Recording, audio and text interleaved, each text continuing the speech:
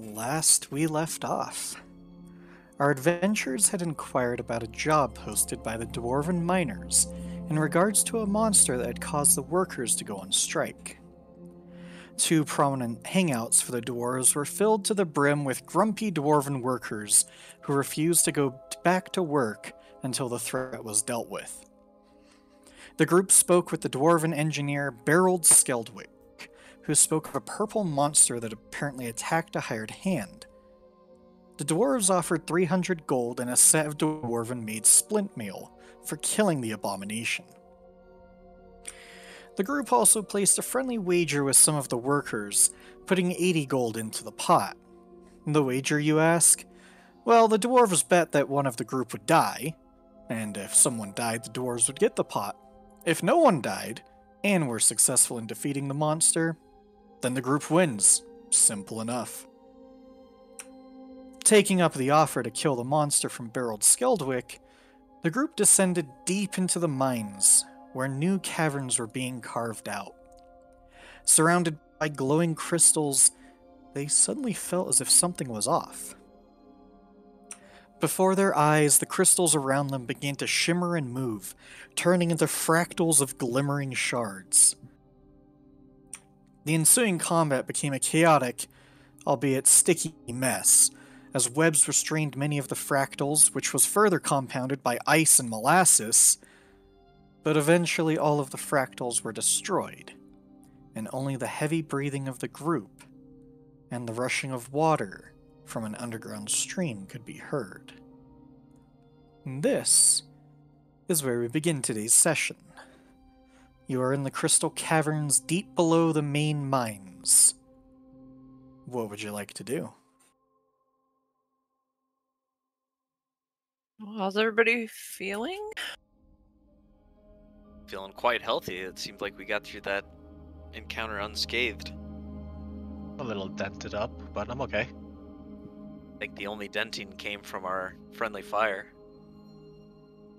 Yeah, I mean, I don't have any scratches or anything, but I'm not sure I can go. I'm going to be able to bring that much firepower to another fight without at least stopping to rest for like an hour or so. Do you think we should? I mean, I could scout ahead a little bit. And it's up to you guys. I think I have enough in me for a few more spells, but after that I might be running on fumes. We found ourselves in some sticky situations by forging forward when we had the opportunity to rest, so I think maybe it'd be fine if we backed up, especially since we're not too far from the entrance. Yeah, I I mean, wouldn't mind taking a minute or so. Or We could hour. just rest here. Is there anything down here? I see a lot of purple stuff. It's not attacking us. I think anything hostile we've already taken care of. Kind of walks over and kind of knocks on the crystals over here. Plus, I'm always... Like, we made that deal with the dwarves. Like, we go up and rest? Is that not killing the thing? Like, we didn't exactly specify. It's true. They didn't give us I'd rather stay here. Didn't they say we have like a day or so? Yeah, we told them if we didn't come back in 2 days. Yeah, but we'd be coming back, you know what I mean? Oh, we don't have to go all the way to the surface. But regardless... I you mean, guys we can go think in this is back secure? tunnel. Yeah. Maybe I don't want to get too close to the rushing water or crystallized walls, but... Yeah, let's set up a small camp right over here. Alright. Before I go over there, is there anything up north around here other than just the underground water? No, you do see that up north is essentially upstream of the water, and then it flows south. Gotcha. Yep. It's a very dark, deep purple color. The water or the cave? Yes. Gotcha. Panoply, anything close by you need to scout, or think we're pretty secure? I mean, I'll just look around quietly for a minute. Not too far, though. Like, if something happened to me, you'd never know. I guess the only two ways out of here would just be those two bridges across the streams, right? Yes, unless something was strong enough to cross the stream, but stream does look a little precarious. Alright, let's settle down for an hour.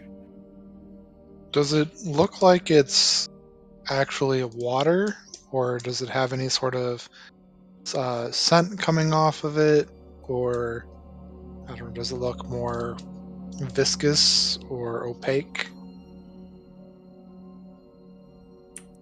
If you want to, you can either roll Perception, Arcana, or Survival. Depending upon what you choose, you might get a different answer. If those are my options, I'm definitely taking Arcana. Okay. Panoply will follow him and just be slightly behind watching. Okay. I mean, it is definitely a liquid, but there's definitely something unnatural to the liquid. While it seems that it is water-based, or in the most sense that it is water, there is something magical that ripples across the water, and you can, as you look into it, you can almost see these strands of purple mist every once in a while almost spark off of the water itself. Almost feels like some sort of arcane conduit, possibly. Could it be runoff from like the Aethermote being mined down here, or would I have no idea? You might roll a history check.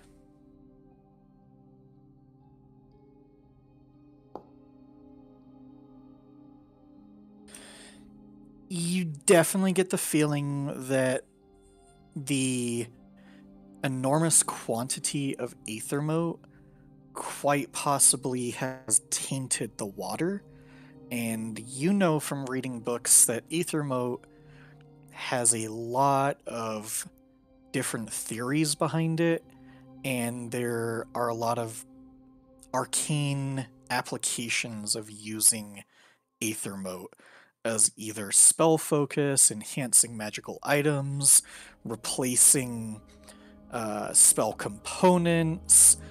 Now, raw Aethermote doesn't necessarily do this, it has to be refined and crafted, but Aethermote itself is a very strange crystal that does contain arcane properties, and most likely due to the amount of Aethermote around here, the water has been tainted, or not necessarily tainted, but changed. Does anybody have like a glove that they don't need or anything? Wanted to take this vial and I have my backpack and possibly fill it up with some of this water to study later. I You may have an arrow. I have a water skin, but I will drink the water and then.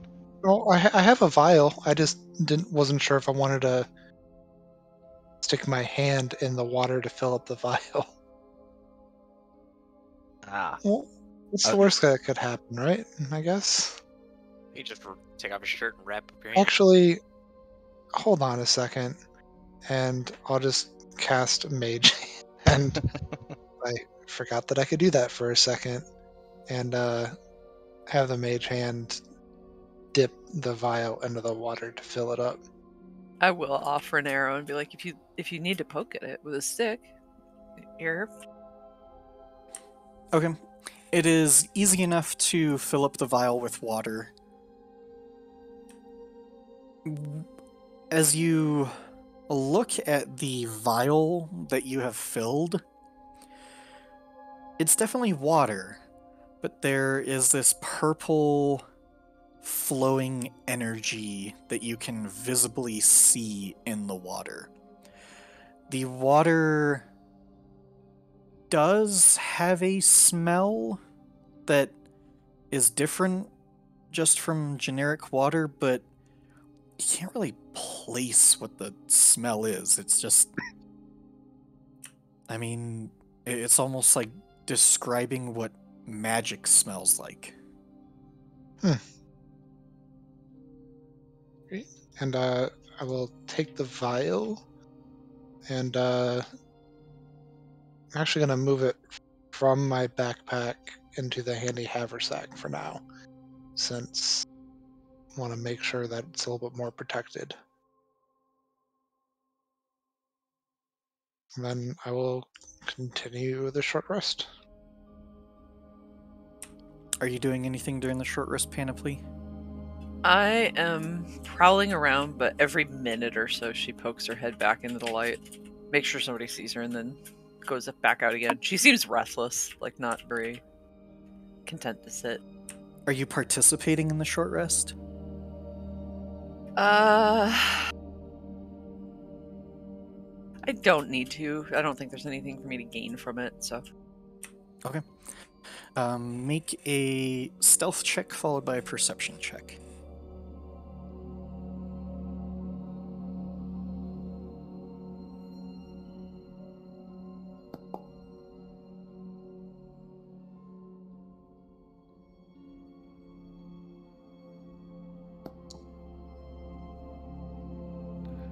Well. Okay. You are stealthy enough to pretty much avoid detection of the group. You don't notice anything as you're sort of being antsy about. The river goes in a constant stream.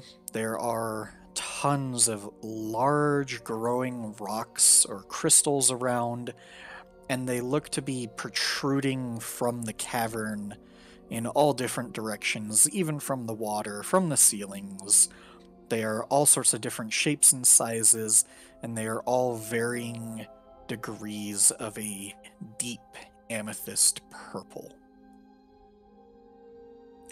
Otherwise, nothing too insane. The rest of you can all click the short rest button.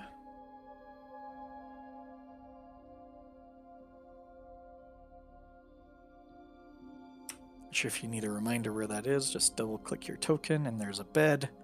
And the first hourglass is the short rest. Shit. I meant to do that on Kime. Oh. You're sleeping, Echo. To stay honest, I'm taking 2 first-level spell slots back with that Arcane Okay. Recovery. A couple questions. Yeah, how does the short rest work? What do we get from that? For you, you can sing a song and do Song of Rest. Yeah, that was my second question. Okay. Main thing on a short rest, especially for you, you don't get your stuff back, even though it put it all back. What did you have? 3 bardic inspiration? Let me double check. Spells did not change.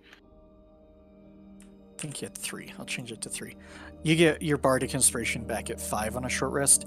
The main thing is if you are hurt, you can roll hit dice. And spells back, correct? for you on a short rest, no spells are regained. For me, I can roll as many roll dice as I need. That's available to me. Well, hold up. For my Song of Rest, you do get an extra 1d6. Yes, so roll the 1d6 as Arvin takes out his loot. I roll it or he rolls it? He rolls it because this, if everybody was injured, this adds to everybody. It's rolled on the side. I don't see an actual skill for it. It's the 3rd button on Foundry at the bottom of the chat. Yeah, I'm sorry. Or- I was just looking to see if there was an actual feature that I could click for it. Song of Rest. I see Song of Rest. I don't know if it'll roll though. Sorry, second button, not third. Yeah, yeah. I do know my D6s. Look at that extra. Aw. All right, so Kaim, you get to add a 1 Don't you forget that, Kime. to your healing. You Oh, did okay. expend a dice as well. But I can roll it as many times as needed, right? Correct, and you can roll them one at a time. Okay, so I rolled a 7 on my Echo. I'm gonna take that regardless. Okay. And then I'm gonna roll again. Actually, let me check my health.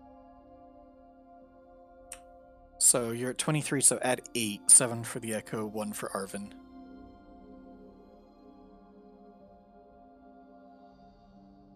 I'll roll one more time. While he's doing that, Panoply, did you see anything while we were resting? No, I don't know. It makes me nervous to sit still in one spot too long. That's why you were moving around, right? Yeah. Nothing exciting. No, not that I saw. Just there's crystal stuff everywhere. You know, it's hard to not crunch it underfoot, honestly. All right.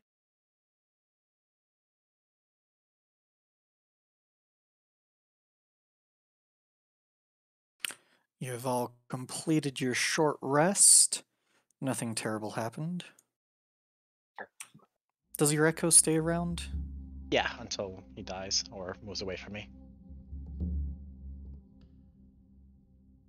The Echo literally just stood there the entire short rest. That's so creepy. Time that thing is creepy. You're creepy. All right, let's go.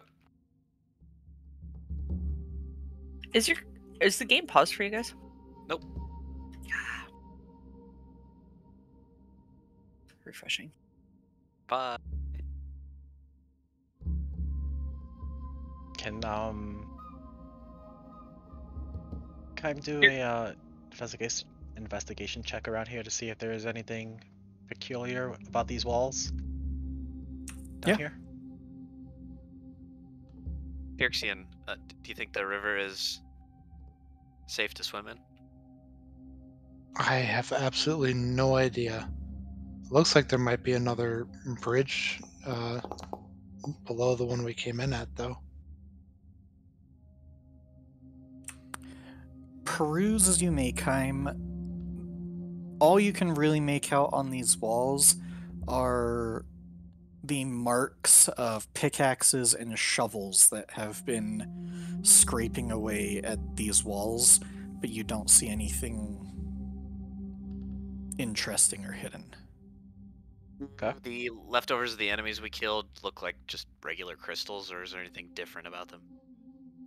Yeah, they turned into essentially crystal shards So when they died. can't really save anything to prove that we've killed anything yet. All right, who's nimble and wants to take lead? I'll do it. These crystal bridges are large enough to where as long as you're not running across them, they're not a danger to cross.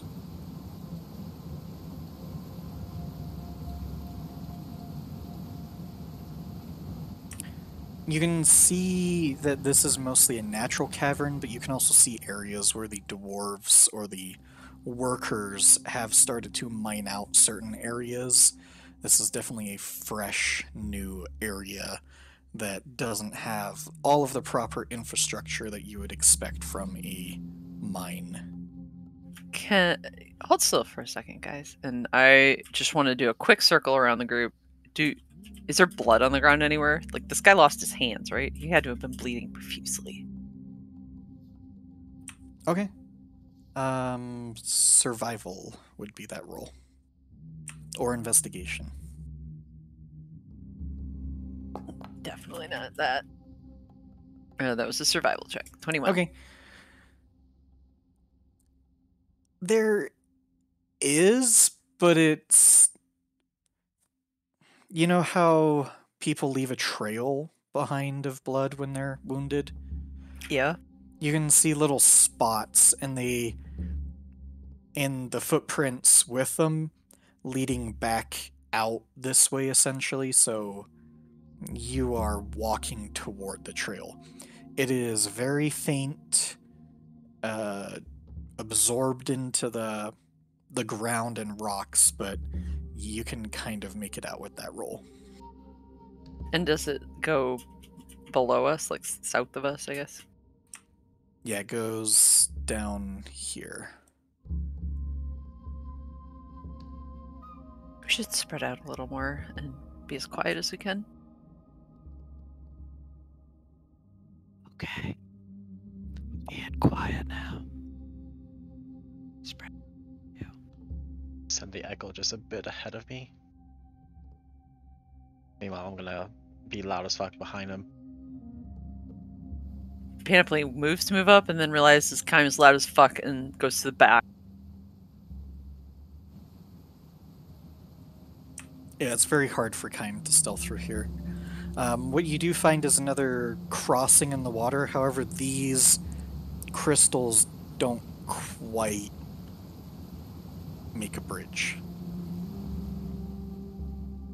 Are they sturdy? Like enough for us to jump across? Yeah, the crystals feel like they are embedded deep into the earth. And same on the south side? Correct. Okay. Do you... Well, let's just send someone across with a rope and tie off to a crystal, and then we can use it as a... something to hold on to while we cross. DM, help. Did you fall in the water? He somehow Thank you. went through a wall. That's our Kime. Oh, you found a secret passage? Alright, you have a rope, you can hand it to me, I can jump across and tie it off on the other end? Yeah. Do you want to check out what's behind us before we do that? Look down below, it's just another of the same, another crystal bridge that Look doesn't up. quite go across.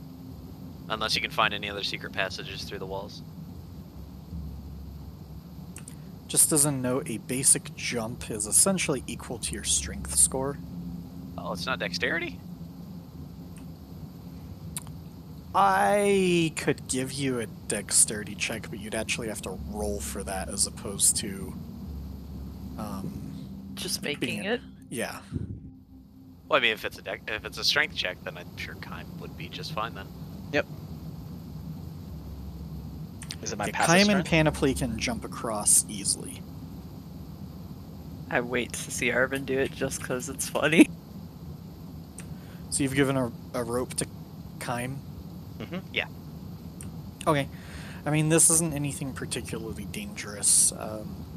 Kime ties a rope across, and it's only about 10 feet across, so you all are more than capable of getting across without any danger. Thank you, Kime. Thank you, Echo. Do you leave the rope there, or...? Nope. I'll pull it back. You sure?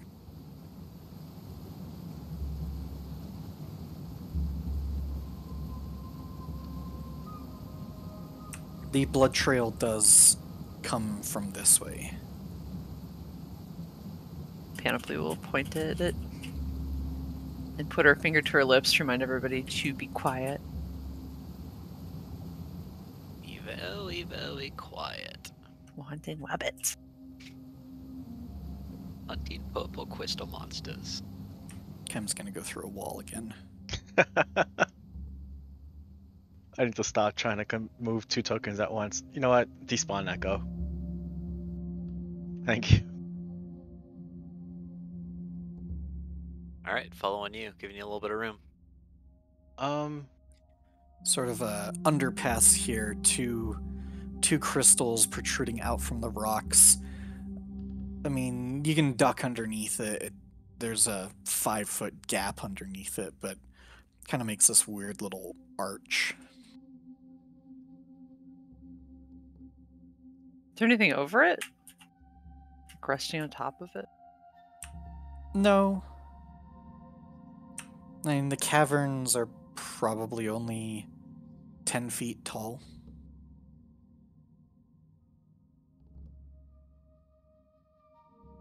Kai will just walk under it. He was thinking about breaking it, but I'm gonna do an acrobatics flip over the top of it. Oh yeah.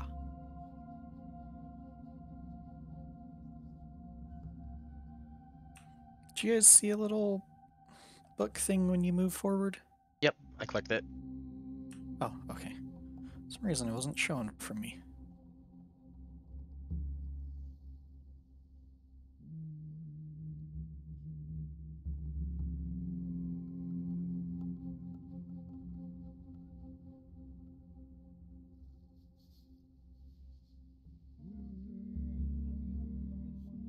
Is everybody loaded in? Yeah, I'm falling down an endless hole. I'm waiting for Panoply. Okay, I'll keep moving then. I just died. I'm just kidding. Alright, you descend deeper into the caverns. This is very untouched. There are very few pickaxe or shovel marks in the dirt here. It looks like it was mostly exploratory. Kaim, as you turn the corner, there is a giant mess of crystals. Almost looks like a cave-in almost of crystals. Am I Yes. within? You're near me. Refresh. I don't see anybody. Okay, One- yeah, you're one close to Kaim and I. 'Kay. I don't see Turxian, incidentally. I see everyone. He's right in front of you. Okay, Gilfy is apparently riding on your horns. As long as he doesn't eat my spider. Hey guys, come check this out.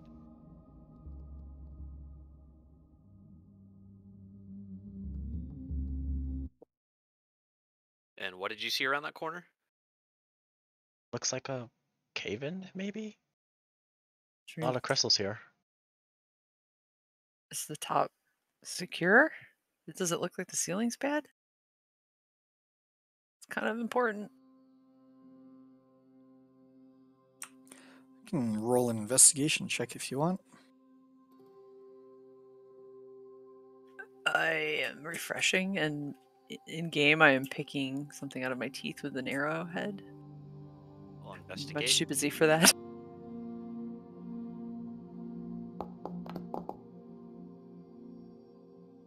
What do I got going on here, man? I put on my monocle and pipe. This looks like somebody has blasted this cavern open right here. Using purple rocks. black powder. Yep. And that from the ceiling, these purple rocks fell, essentially.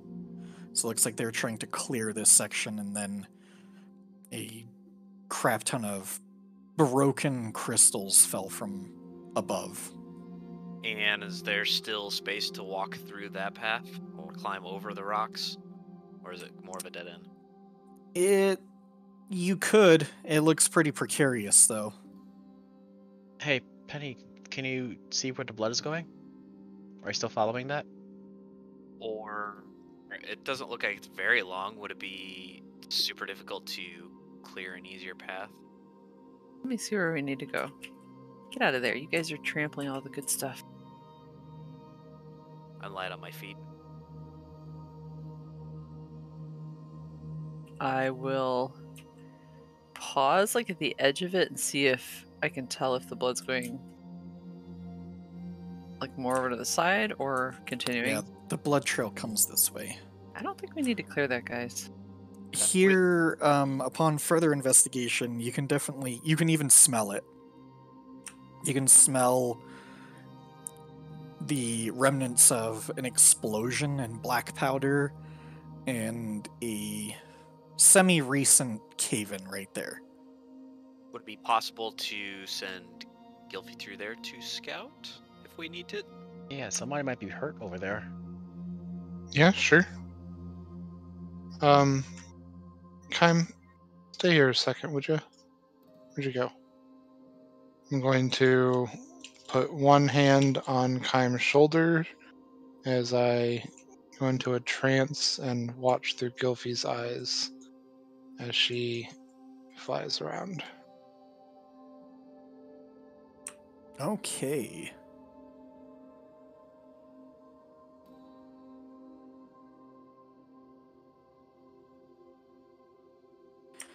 You see a pretty open cavern around here, pretty natural looking.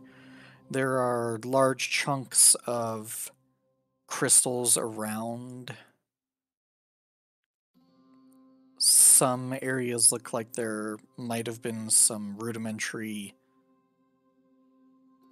work done on them, but this looks like a very natural cavern.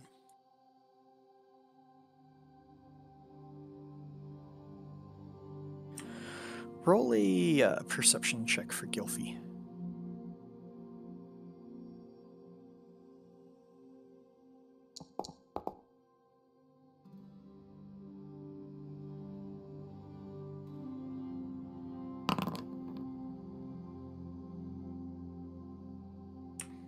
Okay, as Gylfie crosses that way, on the ceiling, Gylfie sees this creature here. Whoa. Has it seen Gylfie?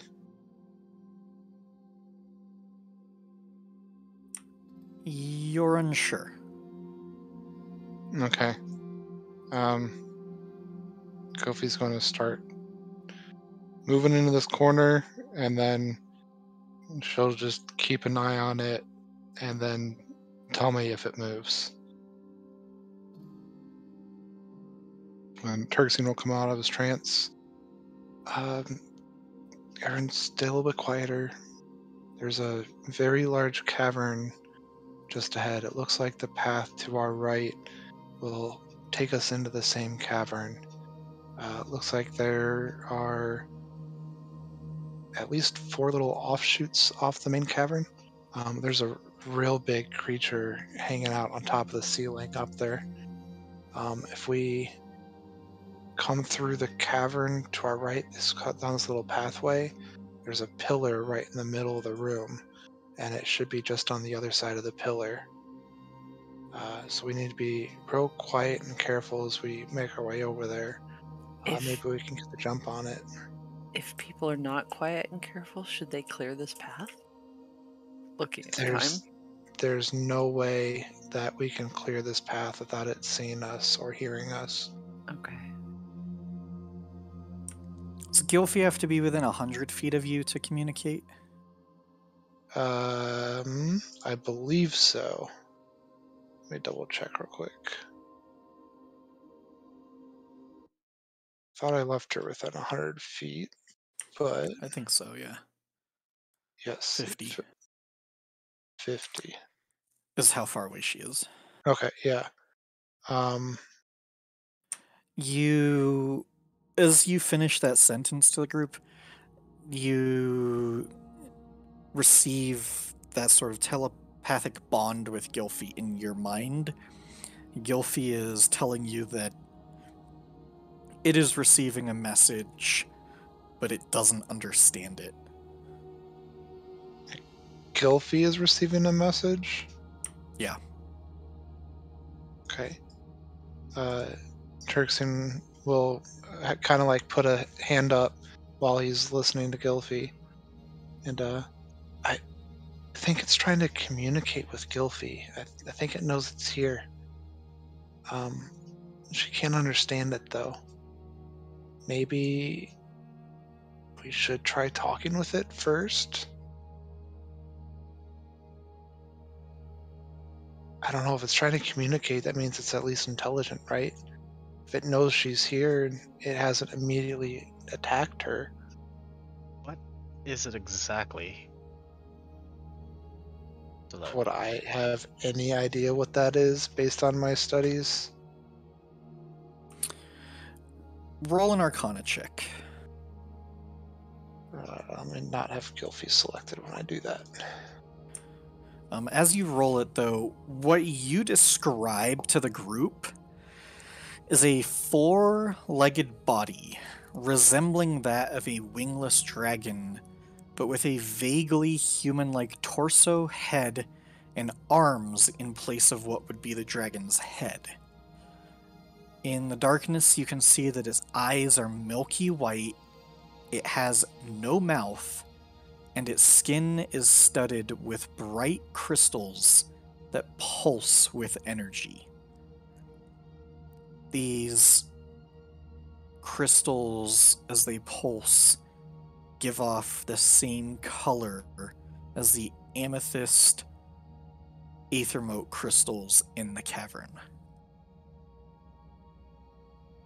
And that's exactly what it looked like. It's purple? That's great. Yeah, I mean, it almost looks like it has like some of these crystals like embedded into its body. You said it looked like a dragon thing? Kind of. Can you guys see this? Nice. Yeah. Kind of dragony, kind of centaur-y, but scaly with crystals all over it.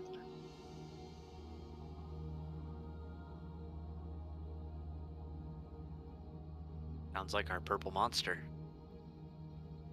That's what it looks Can like. Gylfie come back and replicate any of the... Is it making sounds? Is that how it's trying to communicate? I think Tirxene described it as not having a mouth. Is it... So it's soundless? Mental telepathy? Huh. That's the idea you're getting from Gylfie, but Gylfie has no clue what the words are that are being said to it. Okay. Is Gylfie safe? Is it approaching her or anything? It is hanging It doesn't upside seem to down be, from just the trying- ceiling.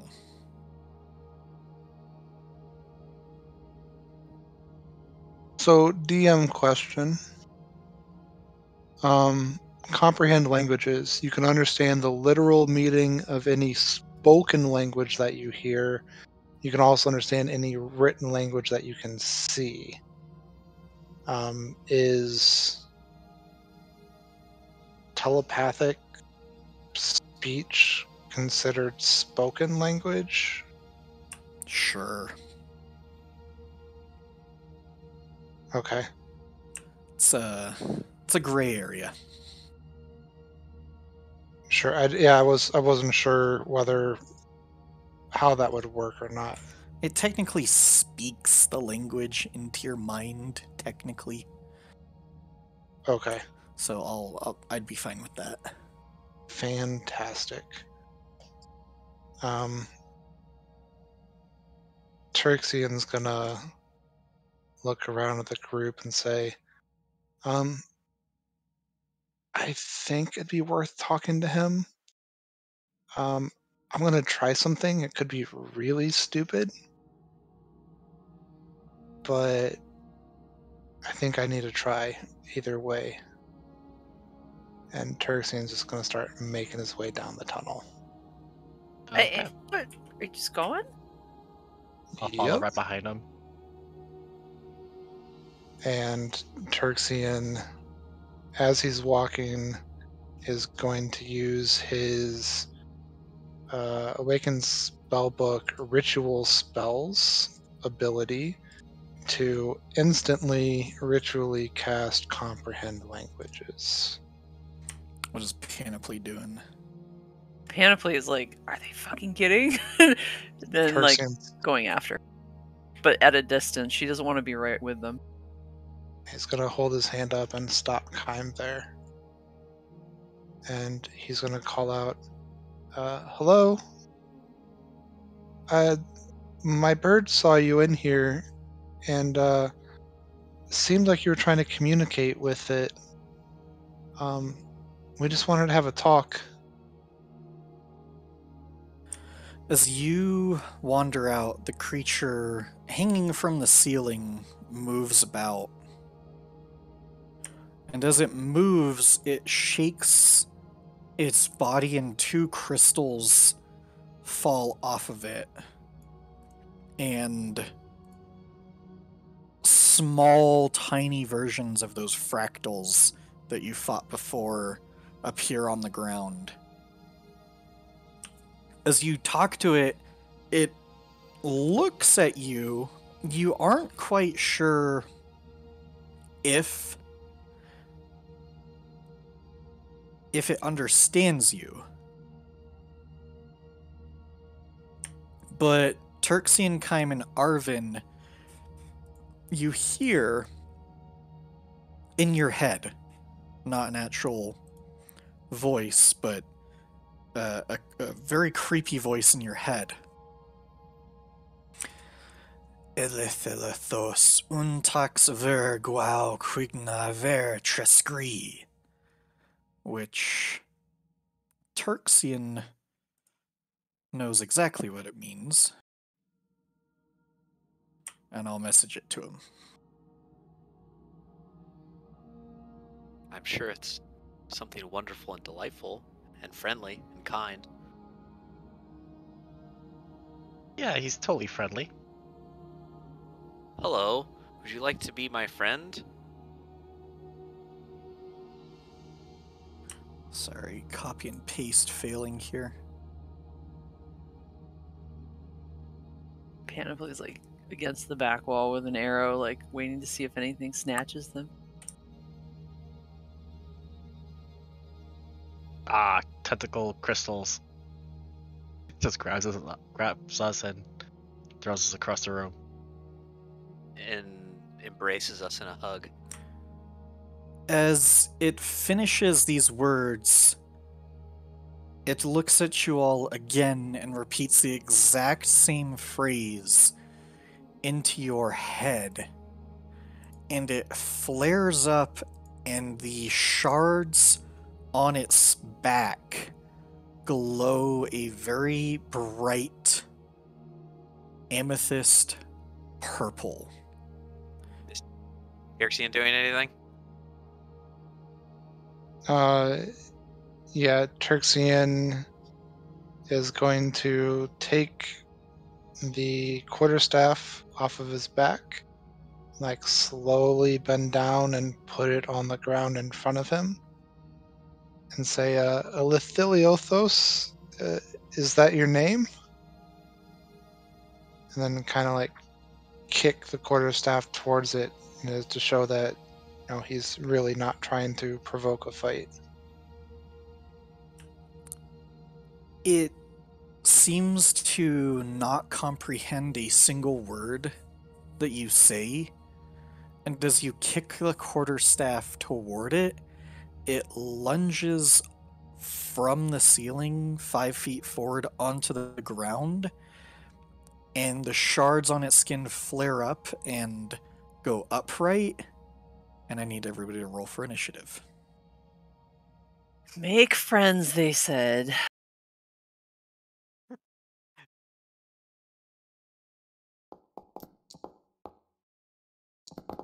Let's go!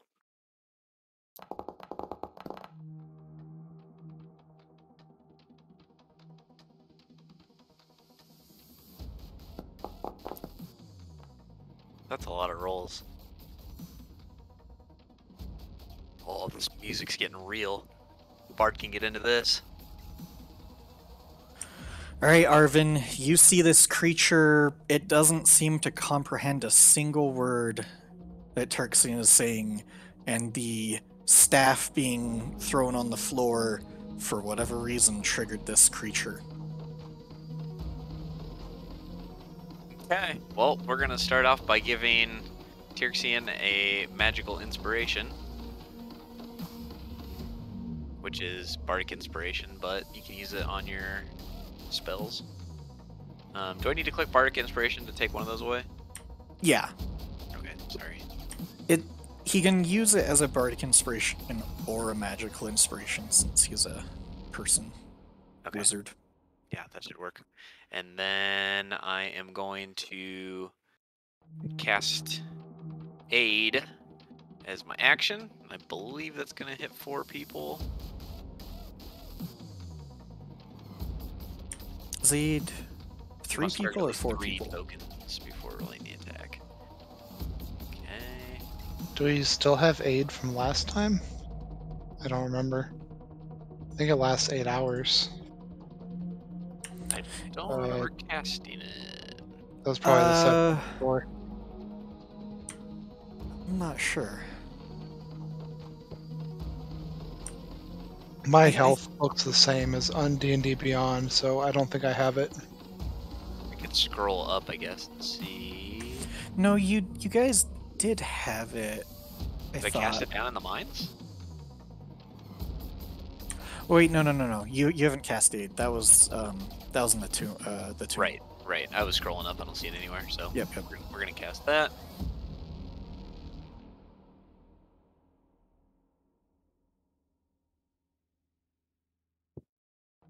So strong. So action, bonus action. You can move if you want to. Just move over here to the side, and then that ends my turn. All right, Panoply. You heard Turxian talk, and it didn't sound like it went well. Yeah, I see Kime reaching for his sword. I might suggest not throwing your sword on the ground.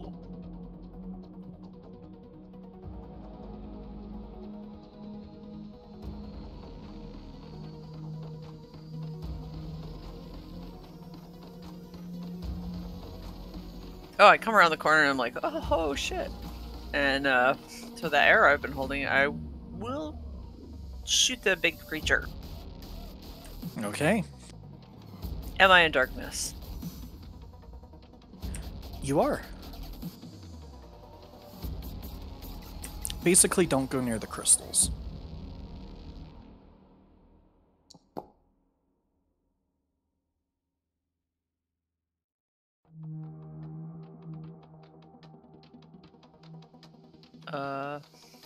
That was a huge hit. What?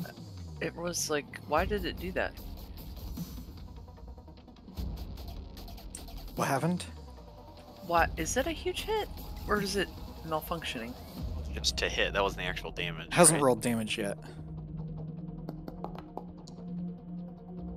Okay, so there's that, and then I shoots it again with my Dread Ambush. Was that a crit? That was a 19. Oh. Very close.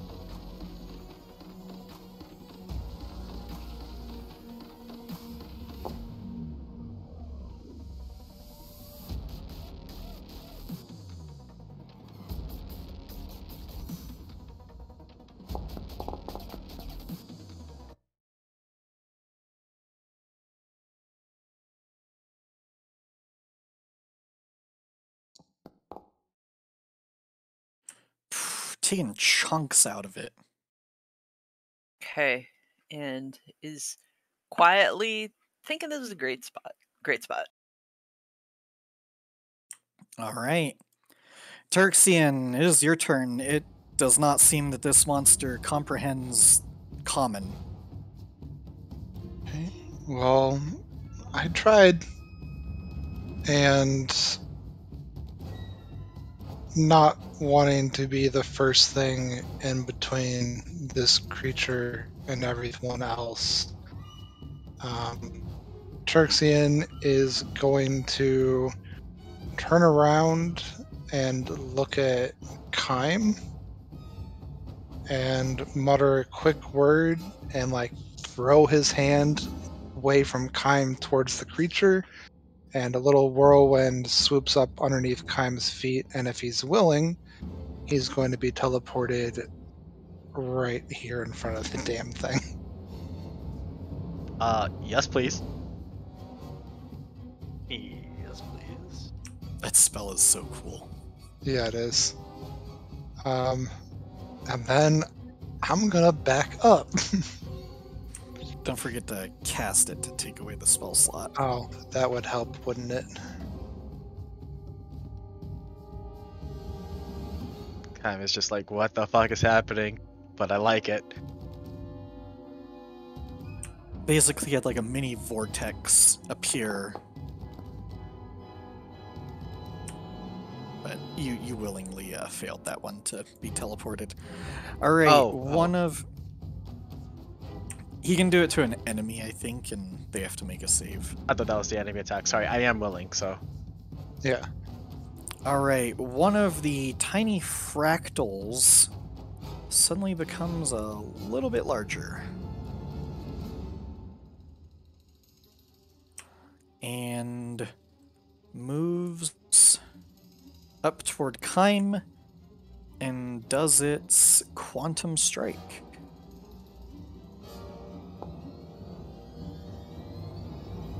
And as usual, it misses. Gylfie's turn. Okay, let's see. How far away is Gylfie? Gylfie can fly 60 feet. To 50 here. Oh, perfect. That's and she will use the help action for Kime against the gem stalker, and then fly 10 feet back and end her turn. So Kime has advantage on the gem stalker? Yes, he does. Alright. The other fractal also enlarges itself.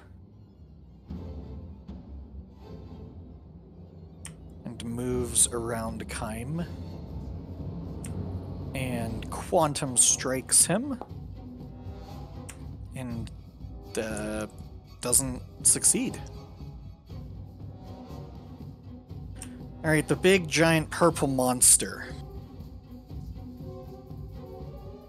It starts raking at Kime in quite a frenzy.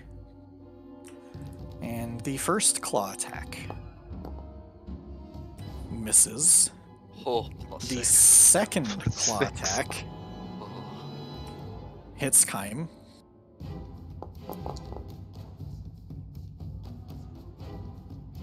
And Kime takes 10 slashing damage. Whoa. Its third attack Third? misses. And its final fourth attack Like a gorillon with claws. misses. But that's not all. Oh my god!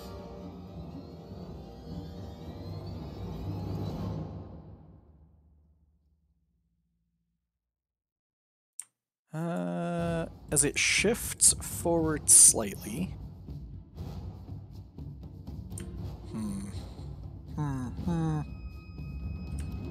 That's fine. It'll shoot with disadvantage as one of the shards off of its body forms into a crystal dart and shoots at Kime. Holy shit! But it's a disadvantage because it's a ranged attack.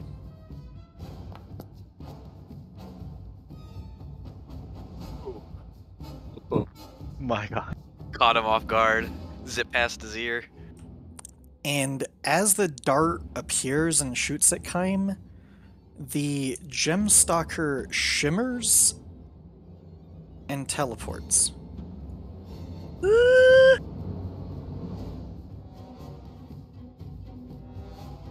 Kime, your turn. Oh boy. Kime is gonna bonus action Echo. Right here. And he is going to attack.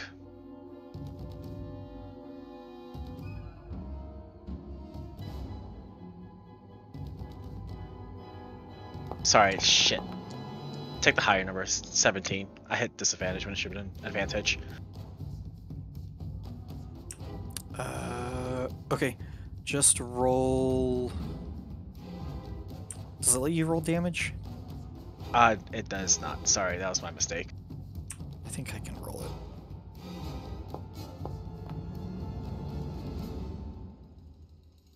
Okay.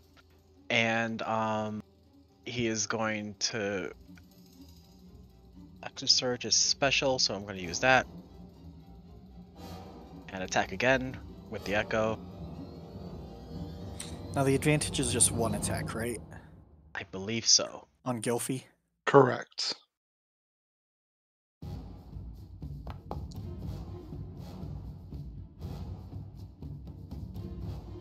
Nice rolls. Solid hit. And The creature starts oozing this thick, viscous, dark purple fluid. okay, and I believe that'll end my turn.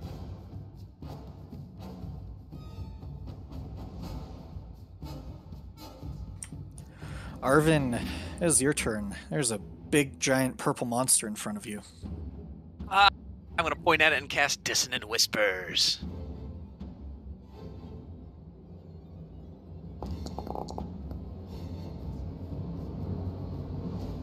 Come on, roll one, roll one. Ooh. Alright, so it fails. Unfortunately, it looks like it is somewhat resistant to psychic damage. It still takes some of the damage, but not all of it. But it did fail, so it has to take its reaction to make a full move away from you. Is that what it is? Target must make a Wisdom saving throw. Move as far as its speed allows away from you. Oh, baby. Echo, attack! He will. Oh, wait, this thing moves 40. Of course it does. Ah! Oh no, is it too far away for you? No, the Echo will receive a attack of opportunity because it had to use its reaction to move away. So you will get an attack of opportunity. Oh, come on. Good swing. It's alright. Oh, it hits. Job, Echo. It barely hits. Just the tip. This creature is oozing this just like hemorrhaging thick purple goo from its wounds. Alright, and bonus action, we're going to use Bardic Inspiration. Dun dun dun dun. And my turn. Yeah, it's over. Panoply, your turn. Is it oozing like blood, or is it like oozing like a gross frog reaction? You presume this is its version of blood. Okay. Just check. I saw it swipe a lot at Kime, and then it teleported, and that got me nervous, so I'm going to cast Hunter's Mark on it.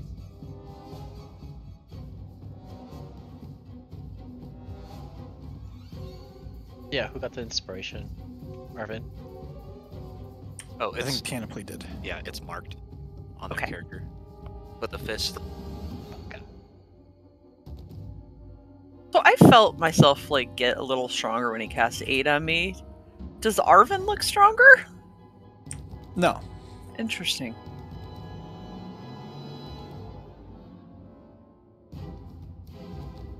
She decides it's not time to think about that.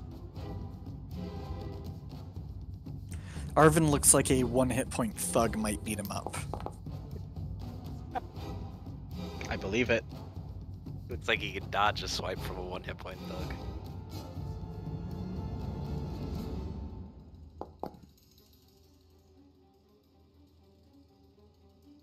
Let's go!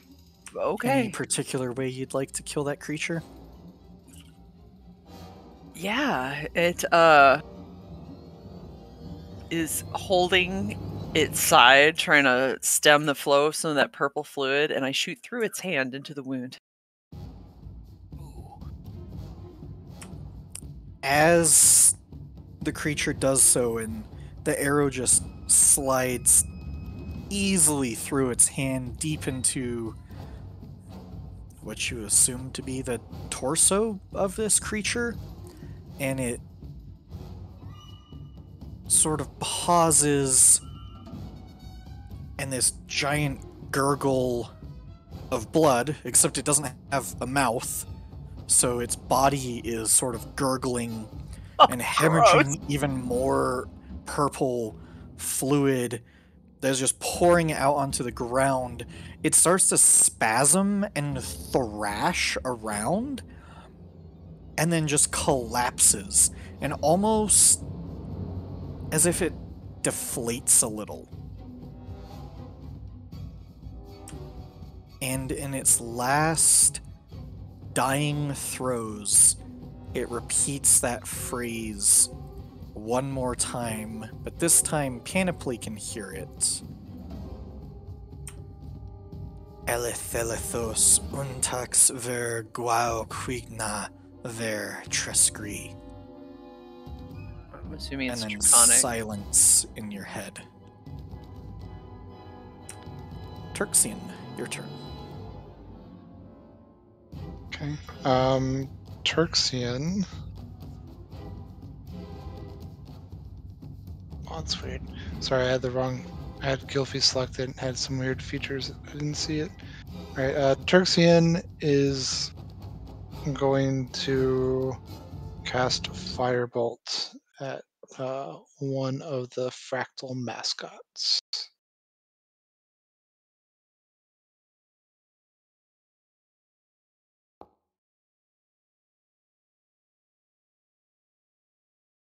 It hits. Your Bardic Inspiration is a D8? Or is it a D6 right now? The Bardic Inspiration is a D6. Okay.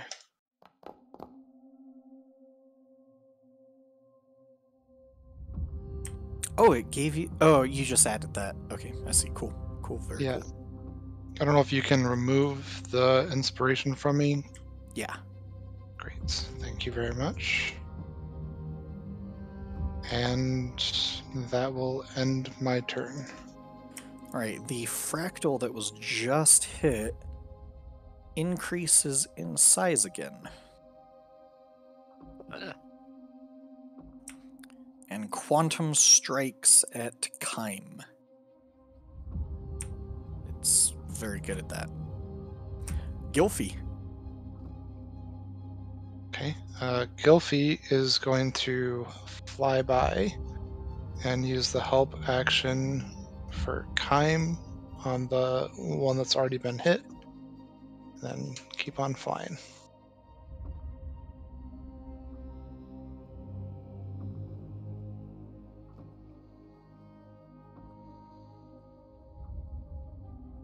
Alright, the other fractal increases in size.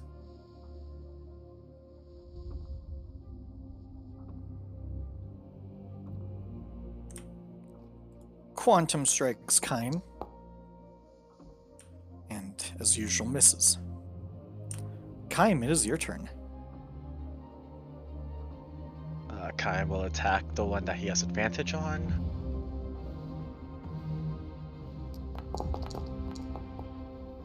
Really?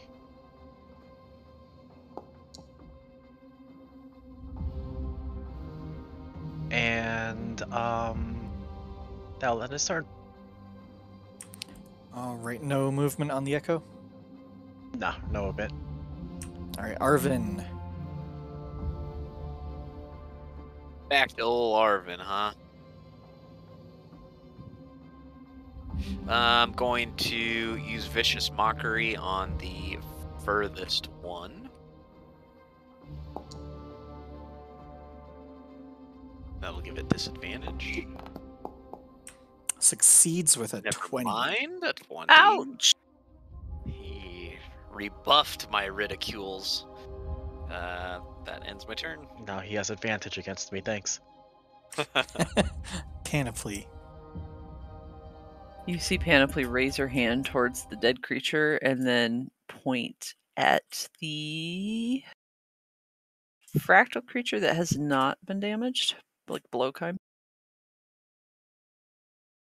Moving Hunter's Mark. So I'd cast it again without... Yeah, just recast it.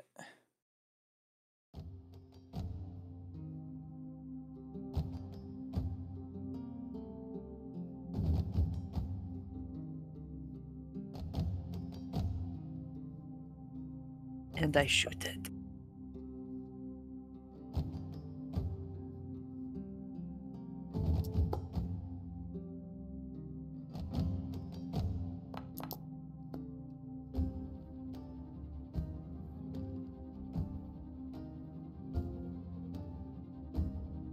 And this, I'm liking this fight. The thing is not deflating out of existence, is it? It's just like... No. Dead. Bled out. Okay. Yeah. There's a lot of ooze on the ground.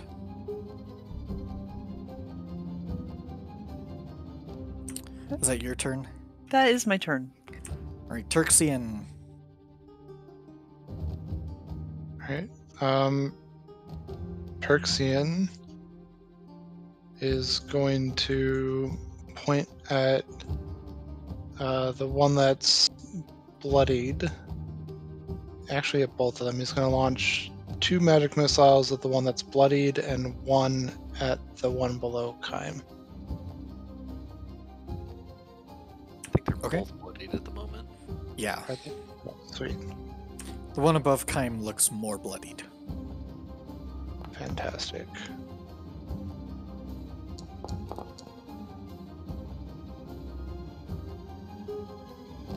The third one. It looks less bloodied now.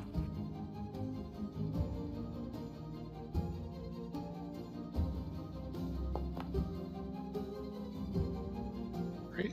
And that will end Turxian's turn. Alright, Gilfie's turn.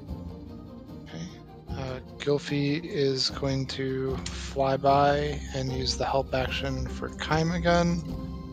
Then fly back and end her turn. Alright, the remaining fractal once again enlarges itself.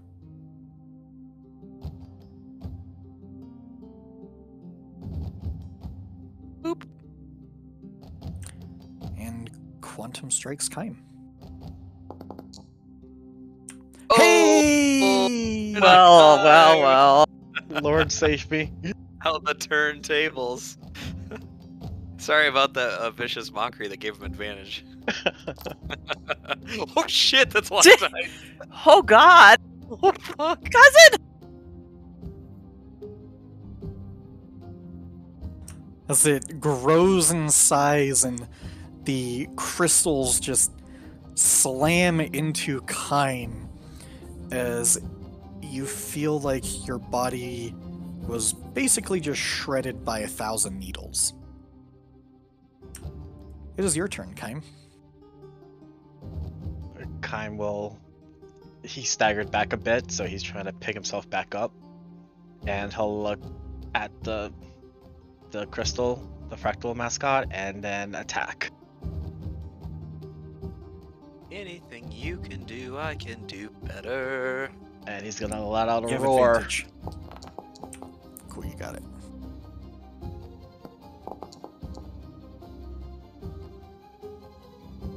And, It is hanging on by a shard. yeah, so am I. Oh, 1 second. And I will bonus action second wind.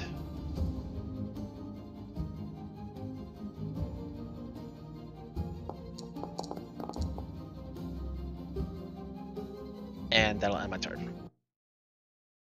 Arvin, it is your turn. As he Alright, we shrugs need- off that damage he just took.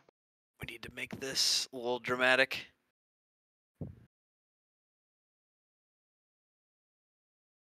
I've met some pricks in my time, but you, sir, are the fucking cactus. Vicious mockery.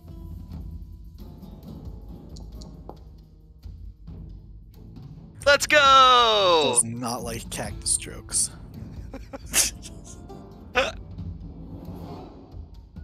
As the enlarged fractal falls apart and all of its shards that combine to make itself fall to the ground.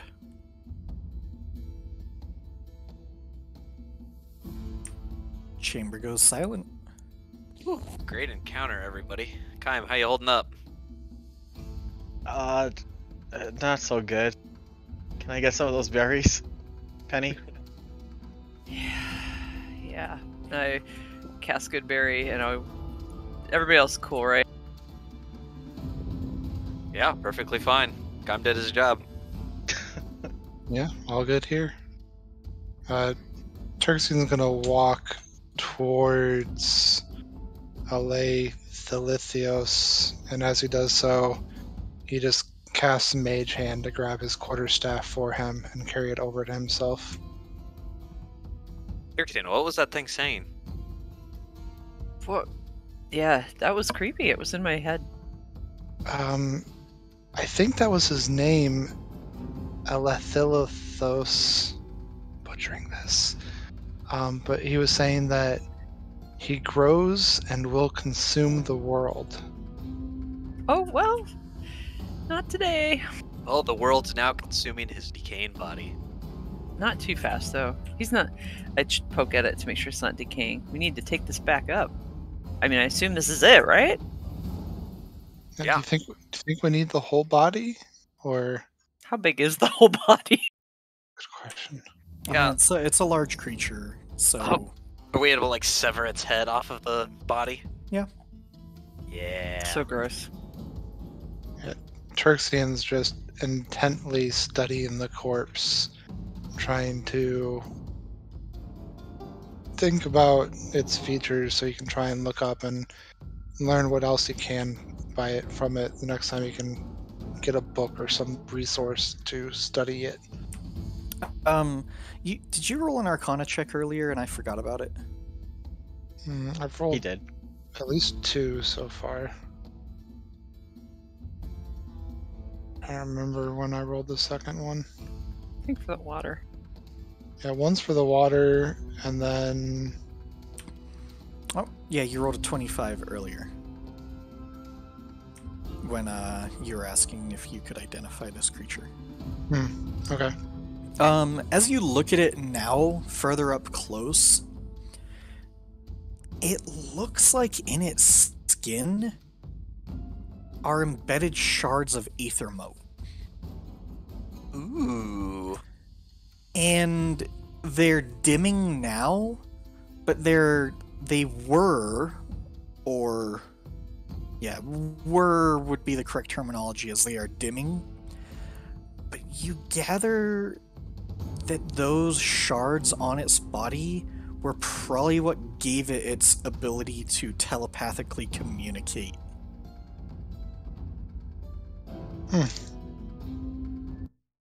I will... Oh. Could we pry some of those shards loose with a dagger? If, like, did they Get come all out? Aethermote you can. I Yeah, let's mean, get some. maybe a Aren't they worth souvenir something? each. A souvenir each. I don't think we want to carry around contraband. Like, we already have... Where is Simon, anyway? Did we Good. bring him on this? So, Did you? Yeah, we asked him if he wanted to go on an adventure, and he said yes. Would you like some Aethermote, Simon? there he is. That was exciting. No. Okay. I heard voices. Let's stock up on it. Did you Oh, understand the I'm not voices, carrying it. I'm Simon? just taking a little piece for a souvenir. And I add it to, like, a little pouch I have. Yes. Grabbing all the aether. Wait, is it shards of it that is dying and is no longer good, or is it? Can we tell is it actually Aethermote? It was Aethermote on the body of the Gemstalker, but it looked like it was magically enhanced, but now it looks like it has lost that power. So it's just Or back into regular basic purple crystal stuff? Yeah. Okay. Simon responds, I understood the voices. What language was that? Draconic. Ah, good job, Panoply. I am fluent in over 6 forms of communication. Nice. I only speak. I have to count on my fingers. 5. Well, when Tyrion is done studying the body, Kaim, if you want to lop off its head, use that as evidence to turn in. And he'll Oh. use his longsword as like a saw and just slowly cutting the head. What's weird when you're cutting the body, it looks like it is the skin is a mixture of a rocky and crystal-like substance, but as you go to cut it, it's like a hard rubber. Like overcooked steak. Yeah. I mean, really bad overcooked steak.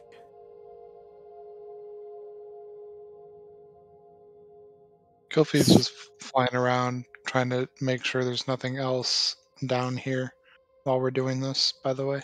Panoply is kind of observing Kaim's technique and eventually kind of walks off. Like almost it's all says in her something wrist. and then doesn't. The head is huge, too.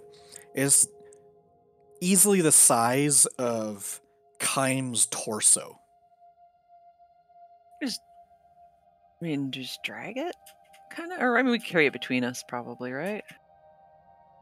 Put in the haversack.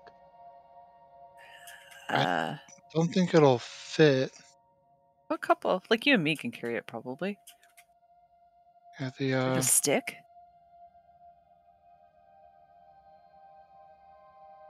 haversack just has some, I think the central pocket. I don't know, it's not very big even. For the moment, do we want to explore a little bit more, or start looking it back?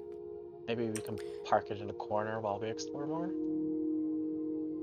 Probably be a good idea. While you contemplate what you want to do, I think now's a great time for a break. Great. Yeah. Good idea. Sorry, I was getting wrapped up. Totally forgot about it. Let's...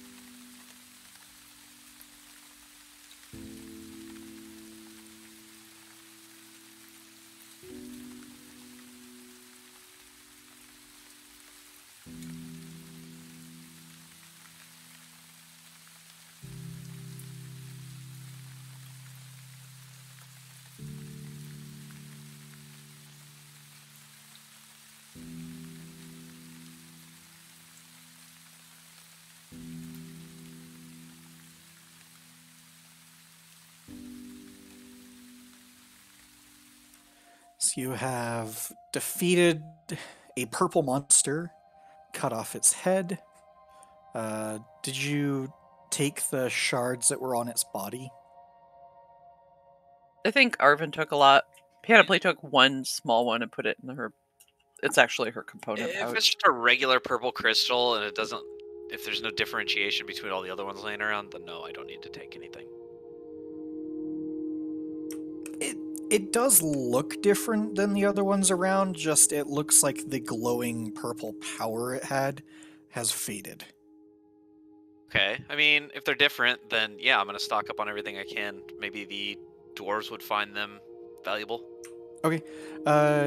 They aren't easy to pry off, so whoever wants to make a survival check. Oh, jeez. Survival? I think that's Penny.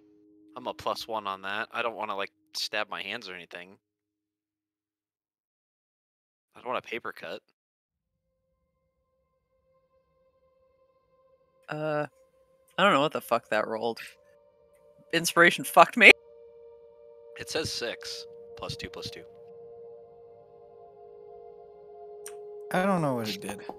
Yeah, well, I rolled a 14 on the good part, and then I had, I don't know. Inspiration's making things weird, so The roll it is it would have is. been a really or high something? survival roll. Okay. Roll a d6 and add 5.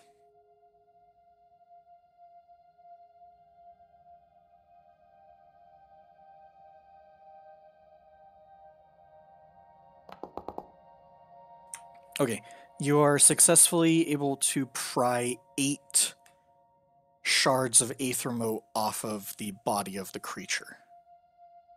Let's go. One for me and anybody else who wants these, and I just let Yep. them sit there. I'll grab them. I got them. Alrighty. This cavern is large, and as I said, mostly untouched. There are areas where it looks like the dwarves have started to blast holes in the cavern. But mostly this area is untouched, other than the initial start of clearing the cavern or creating areas to mine. Any of you guys speak Dwarvish? Negative over here. Nobody? No, I mean, I Not can speak Dwarvish. oh, right. Okay. You can write it too? Yes, Do we have a name for ourselves? Have we done that yet? I am Simon. I mean, like as a group, a collective. I'm Panoply, but You are collectively Panoply. it kind of means that, but that's just me. Those side caves that Arvin and Kaim looked at, they just lead deeper down, and it looks like they have not been explored. And nothing exciting in all of the unmined cave ending. Nope, they just look like initial areas that have been blasted with black powder. Okay. going back to what Panoply said, do we need a name? I had the impression that you and Kaim were trying to get out of here as quick as possible. Are you going to be sticking around long enough to bother coming up with a name? I look at Kaim. I mean, I don't mind. I just want to be able to get back someday. I don't need to get back right now. Listen, Tyrexian. She just loves my company. Obviously, they want to stick around. Her nose curls. Plus, you got a pretty nice firebolt shot over there too, bud. Hey, thanks. Yeah, you bet. Learn anything from this body? I don't know. I almost feel sad for it. I don't know if It's the not- Aethermote gave it its intelligence, or It's how like it it wasn't a affected real it, but- creature, I don't think. Like, Yeah, it looks, in a fantasy terminology, it looks alien. So it could have possibly started as a fractal mascot, but with all of the Aethermote powers, grew into the semi-intelligent being. Pieces of the Aethermote that were embedded in its body when you first interacted with it fell off and turned into fractal mascots. So you're saying, Tyrexian, if I inject myself with this Aethermote, I'll become a superhero. Sure, Kime. Let's give it a try. Or if I Arvin. give it to Panoply, will she become an intelligent being? Sorry, I called you Kime. That's something that I would expect to have come out of his mouth. Panoply's over by Simon whispering something to him, and I'll whisper the DM what I am telling Simon.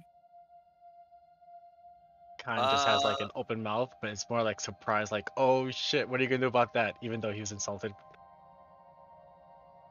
Kime, did you see anything exploring, or are we good to head up? It's all good. There's one spot that looks like it's just been unexplored. I don't know if we can go farther.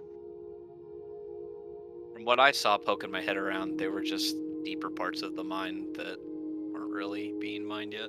Did we ever? Were we supposed to find the dwarf that had his hand bit off, or was he in town already? I think he escaped. Yeah, that's how they found out there was something down here. That's how I presume that was his blood from the blood trail that we followed to get here. Alright, then I guess our job here is done. Let's go collect our loot and our winnings from that bet. Non-stealthily, Simon says, "Okay." And he starts drawing in the dirt. Can't wait to see what he's drawing over there. Kai will he'll walk up to Simon. Does he see me coming at him, or like is he too occupied with his drawing? Oh, he's completely occupied in his drawing. I'm gonna hold up the monster head, like pretend it's my head, and I'm gonna walk up to Simon and let out a roar. Okay, roll intimidation.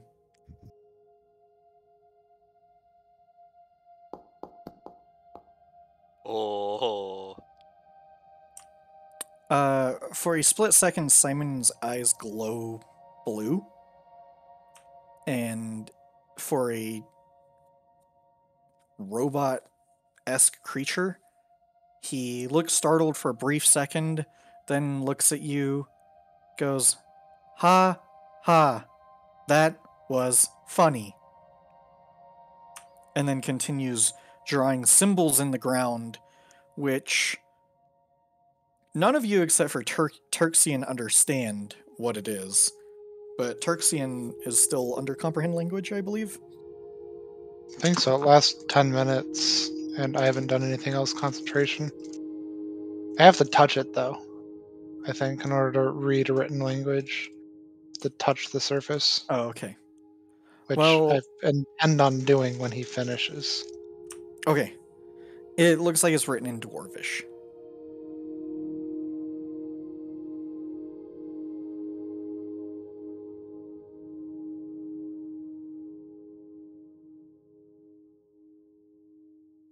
And I sent you what it is. Great.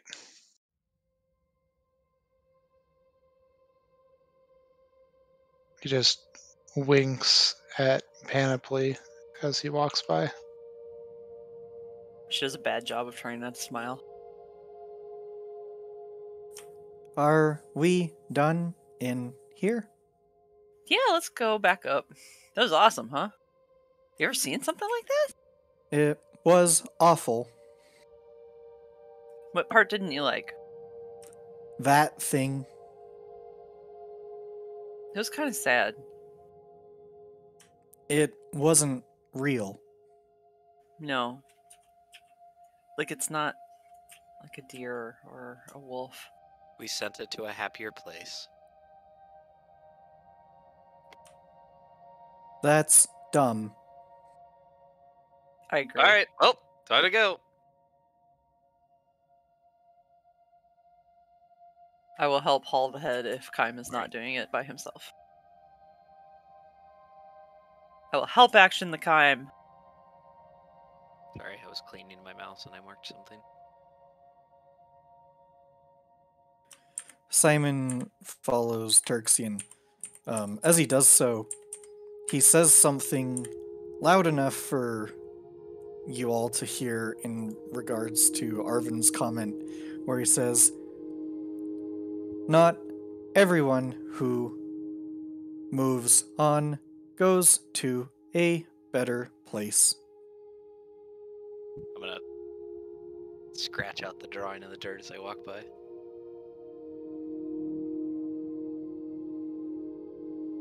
Come on, Echo. Let's go. Oh, he's long gone. Oof. No. I'm all alone. Shakaka.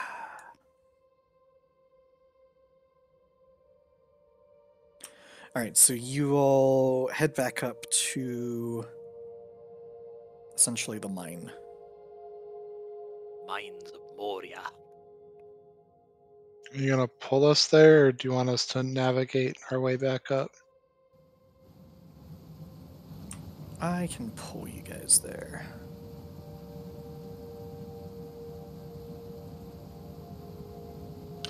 Maybe. Uh-oh. Well, I do a front flip over these crystals. And no one saw it. That's okay. I still have a smug look on my face. you always have a smug look on your face. What are you talking about? Oh yeah, no change. Where is my mine? I guess before we go, the water's still purplish. Yes. Okay. I see the icons of Panoply, those 3 icons, but not your actual character. It's because I'm in the dark. I don't know. Ooh! That'd be pretty cool. Oh, there you are. Alright, is everybody loaded in? Yes. No. Fast tracked you to the upper level of the mine. I can see it, and I can see Turksy and Gilfie moving about, but not anybody else except the guards. Well, from this point forward, I will be walking with my chest puffed out and swaggering everywhere.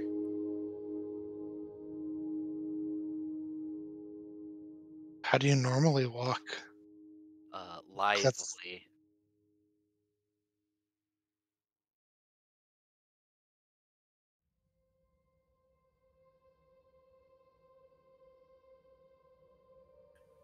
Panoply and is kind of trying to hold it by himself, or is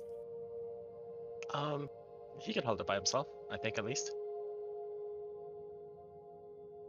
He'll, as like, soon as we get to the top, like she'll help you carry it up, and then as soon as the doors start turning around to look, she's just backing up. Kai will just kind of wave it at the door we're passing by, and all the other doors that we pass by. Yeah, you would have passed by the ones that are guarding the tunnel, and they would have looked at the monster head and discussed with you.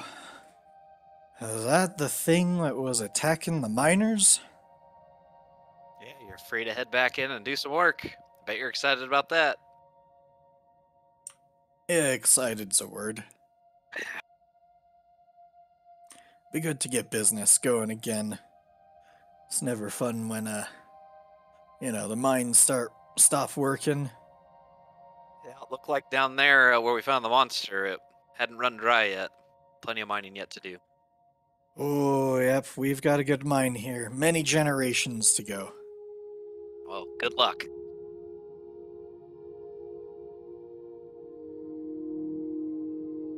Ooh, do you want to put it in a cart? The head in a cart and just wheel it. Can we use a cart to take it out? I mean, how far does this rail go? It doesn't go that far. The rail does go all the way to the miners' exchange. Yeah. Do you mind it? I mean, we're not going to do anything with the cart. We just want to haul it. This is pretty heavy. And they grumble about the cart getting dirty, which it's already dirty. But Or I don't know, Kaim, you're pretty tough. Do you need a cart? Yeah, let's ride it. Oh my god. Panoply pushes Kaim in the cart with the monster head. Yeah. Go, push. So heavy. the dwarf leader at the gate, or kind of what looks like a squad leader captain, does stop you all. And he looks at the head inside of the cart. And goes, looks like you killed whatever that... I don't even know what that is. That thing's weird looking. But, I have to do something real quick. And he holds up, takes a rock out of his pocket and holds it up to you all. And it glows a green color as he waves it around Panoply and Arvin. And goes, you two have any Aethermote on you? I took it out of the creature we killed. You can see, like, there's some stuff in it. This is a trophy bag, and she holds out her pouch. That's how I do magic. He looks at that piece of Aethermote. It's tiny, and I'm not going to do anything with it or sell it. That's how I do stuff. Okay, that Aethermote is clearly not ours. That's been refined. You can keep that one. What about you? You're glowing. Yeah, He looks over Arvin. Same thing as Panoply. Open up the bag and show. He looks at them all. Asks, where it came from, the monster? Yeah, like, look, you can see some, like, on the back of its neck here. They're little, but there's the body down there, and it's got, like, bigger chunks. I mean, this Aethermote is clearly worked and magical and refined. This isn't... I mean, we do that, but the stuff we mine is raw. That came out of a monster? You can What go on check earth it. did you kill? I don't know. I mean, this was processed? Yeah. It doesn't look anything like raw Aethermote. Well, who all passed by to even make that down there? Did anyone make it, or does it just some weird thing that happened? It's clearly not in its natural state, so somebody either magically refined it, or artisan did it. Well, I mean, do you Looks really a little care? crude. Do you really care that we have this? Like, literally, we just want to take the head over to the bar and No, collect. no, you can keep that. Just making sure you're not stealing the raw stuff from the mine. Kind of glows, and I'm not into that. I mean, whatever floats your boat. Alright. Not glowing. Mind if we head past? Wait, this'll float a boat? Don't mind him. I just grab Kaim's arm and pull it. No, shut up. Yeah. You guys go over here. There should be a teleport.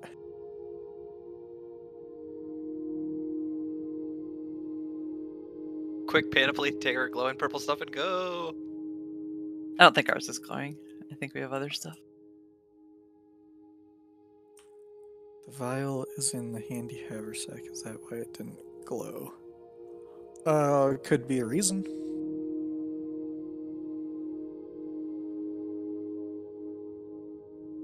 A handy haversack. So very handy.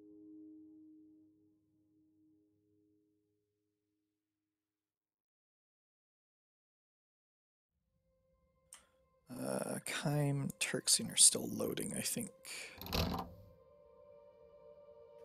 Are we all just intending to go to the bar and go in and throw a monster head on the bar? Yeah. He would. So going back to that, he would have noticed that you have a haversack that looks magical. They've seen things like that, and he would have essentially like shoved the rock in there and then pulled it out, and it would not have glowed. Okay.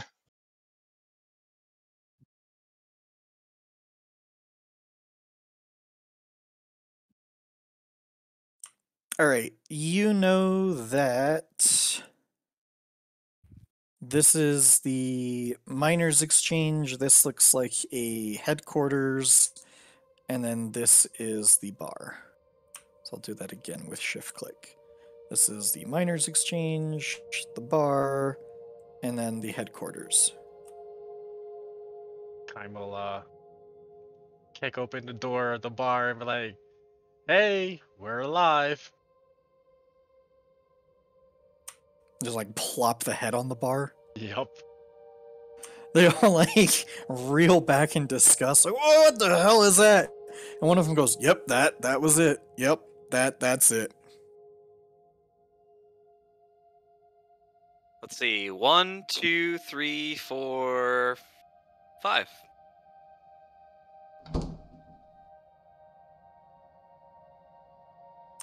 Goes, "Well, I only see 3. Oh, there's the 4th. Crap. Oh, right. I guess we'll pay up." I mean, would have been exciting if one of you died. Almost Well, did. How about we make this a little bit more exciting for everybody and use a little bit of this money to buy a round of drinks for everybody at the bar? Hey. Yeah, go for that. Let's have a drink to Barney. That's what we named the monster that we killed. That was like Ilithio or something. Oh, that was too hard to pronounce. Yeah, Barney's way better. Well, it's 1, 2, 3, 4, 5, 6, 7, 8, 9, 10, 11, 12. So 48 copper pieces. So what's that? 4 silver, 8 copper. That's what we're paying for drinks or what we got from the bet. That's what you're paying for drinks. The bet, I believe, was 80 gold per group. So the pool was 160 gold. Nice. Yep, so you're paid out 160 gold, and then you have to pay 4 silver and 8 copper for drinks. Do you guys want to just tip a gold? Yeah. Yeah, these guys were good fun. So 158 gold, 5 silver, 2 copper. I mean, just round it and we'll put the rest in party fun. Just, well, yeah, throw it all there for now. Cool. And obviously, make sure everybody here is well compensated with some booze. Yay! Panoply, we'll chug a ale or mead or whatever they got. It's a mead hall. To mead! You can get whatever drink you want as long as it's mead. Well, I'll pick mead. It's a good choice. We'll have a mead light. He's trying to preserve his figure. I explained to the barkeep. Alright, good luck down in the mines, everybody. Should be clear. There's a bunch of grumbling and then another cheer. It's mixed.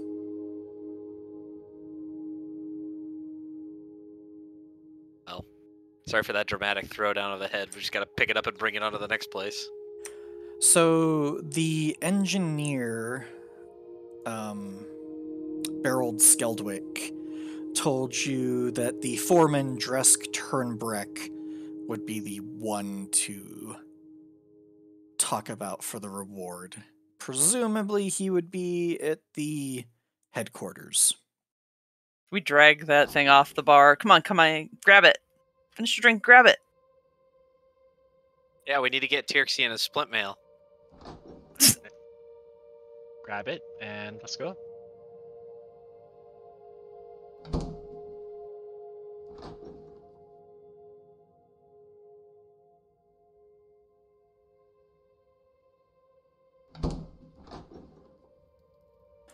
You enter into a very well-built stone building. And double doors, sort of an entrance. There's a scale by the entrance. 2 burning braziers. As you enter into the next door, there is a large table made out of stone and stone chairs. Fireplace in the background. 2 statues of dwarves, giant beards. There is a white-haired, burly dwarf in plate armor and chainmail, and then a younger, but it is a dwarf, so you're still unsure of how old, but a much more deep brown beard on that one. He has what looks like a fur coat and not as ornamental of armor, more like battle-worn armor. And they're going over some papers on the table which look like outlines of the mine. And they look up at you all and... What business do you have with the Turnbreck Reserve? Well, it looks like you guys are looking to get this mine back up in order. We may have a solution for you. Kime, put up. And Kyle will just clumsily put it on top of the desk, on top of the papers, all bloodied. Purple goo coming out of it. They look at you with absolute disgust. They sigh and then look back down at it. Oh. That looks like the monster that was described to us. You take up the notice board and spoke with Berold Skeldwick. Excuse me. Well, that's good news. As he shifts it on the table and picks the papers up from underneath the oozing head. What in tarnations is this creature? Well, from what we could gather down there, it seemed like a grown-up version of the regular fractal monsters with Aethermote embedded into it. I have no idea what a fractal monster is.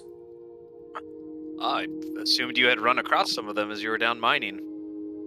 Nothing hostile as you've been digging? I think they came off this creature. This creature just, it seems to have just been affected by the Aethermote. I'm sure you know, it seems like that it just has many properties that we're still trying to understand the practical use of today. It was changed and misformed because of it. It certainly is not what it should naturally be.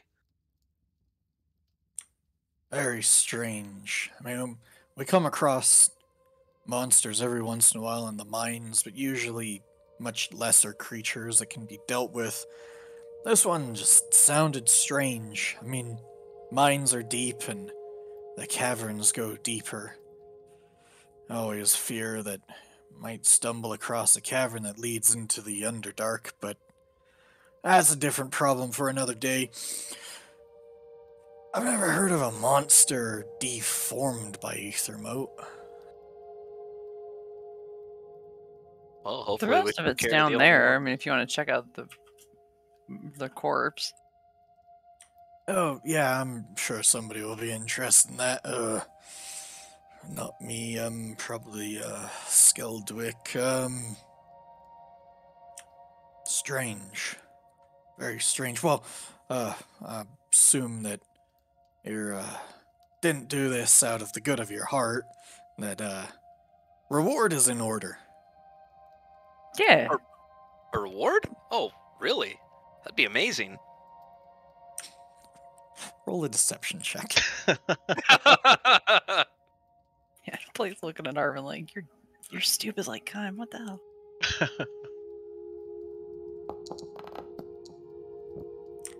So, what is a 19? Because you can't roll less than a 10? Yeah. He looks at you. I mean, these three clearly are doing it for the reward. You're kind of weird. Yeah, what did we say? 300 gold. Oh, and he looks at Kime. You'll like this reward. Much better than that armor you're wearing. Oh? Well, I mean, it's splint mail and, not magical or anything, but just better than what you're wearing. Oh. Okay. And he, yells through the door,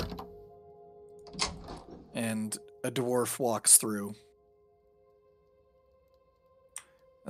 Fetch the reward, and that dwarf goes out. And probably about 10 minutes later, comes back with a fine set of splint mail and a sack of gold. Thank you kindly.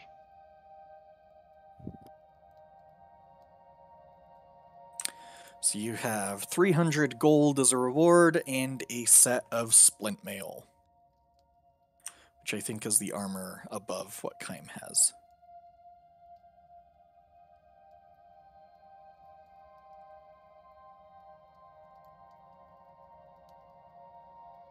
Well, gentlemen, make sure you keep us in mind if you have any other issues.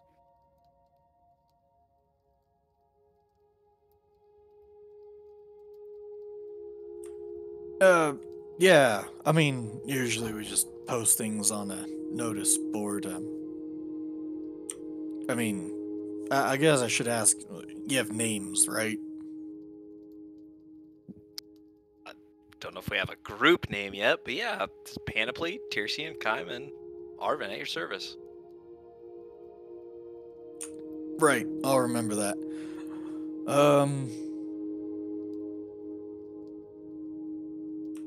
Yeah, sure, more things will God, I can't stand when things happen in the mine. The miners go on strike. Yeah, you see something on the board and you're always welcome to go down. I mean, not saying that you'll always come back. I mean, this one time we had an adventuring group that went down there and something about like I don't know what they said, but they didn't come back. Well, good luck with getting your workers back down there. Yeah, I mean, that was a decade ago, but no worry now. He kind of looks perplexed for a moment, like he didn't really expect anybody to accomplish this so quickly. Well, we have a lot of planning to do, if you don't mind, little privacy here, and... Oh, yeah. I'll Panoply give a screws. Nice deep meeting bow, bid you adieu. you. Yeah, I do. What time is it, roughly? It would be...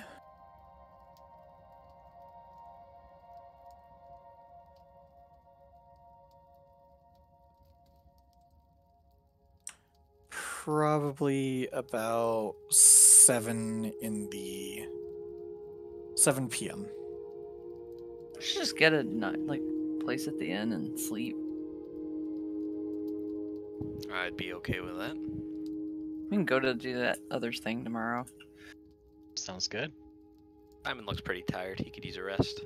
I want to try out my new armor. Yeah, Kime, give me your sword. I'll hack at you with it. You can certainly try. I mean, it is. While it's not magical, it looks very nice. It is splint armor. It is 1 higher AC than the chainmail that you had, so it brings your AC to a 20. And Let's it's go. still noisy.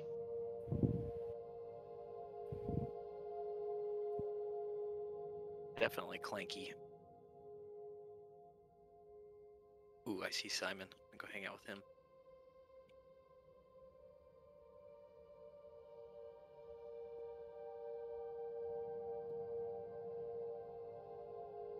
How do I? Alright, so you all want to head back to the inn? Yeah. Yeah, probably like grab dinner and a drink and go to bed. Alright, I'll probably just fast travel you there. Northgate. What did you do with Simon, by the way?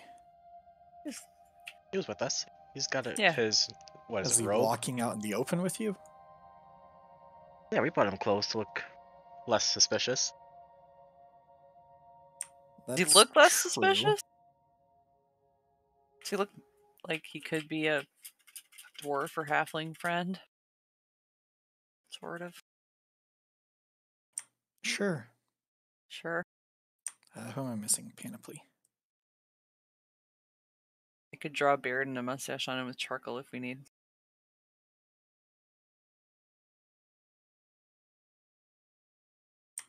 I look ridiculous.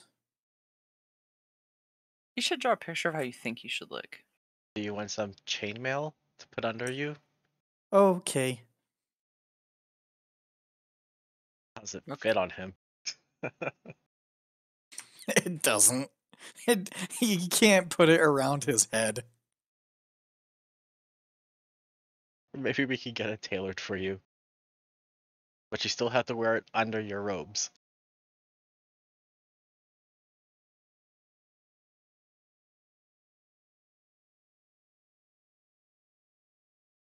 Basically, we just need you to not.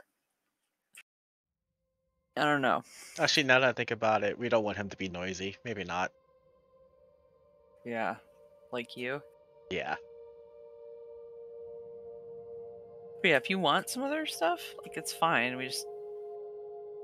I would look to sell this chain armor. It's probably not gonna be much.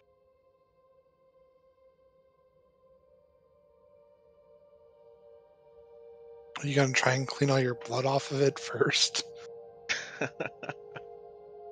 I'll leave it. It has personality. Used chainmail. Somebody will give you 20 gold for it. Perfect. They'll melt it down and restart. Hey, do you want to divvy up the gold and put in the party fund now that we're thinking about it? Yeah, I figure we could get a room Sure. and Yep. have some privacy to kind of do that. And then, Kaim, you can just probably keep the gold that you got from your own stuff. Yep, will do. Yeah. If we divvy it up now, each person gets. Let me know when everybody's ready. I don't have to repeat this too many times. Is this including from the last few days as well? This is sessions 10 through 13. Oh boy, lay it on me. And you already have the, what was it, 25% that we were keeping in the party fund? Yep, well, that's taken care of. You're the man. It'd be 152 gold, 16 silver, and 12 copper. Say that one more time. 152 gold. 16 silver and 12 copper. Thank you. And then the group fund gets 1 extra copper.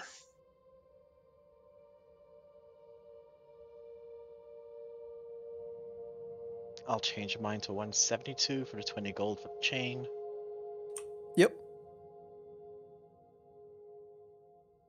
Nice. Is there a postmaster or anything in this town? Yes. Don't have to roleplay it, but I would like to send a letter to Kasuria.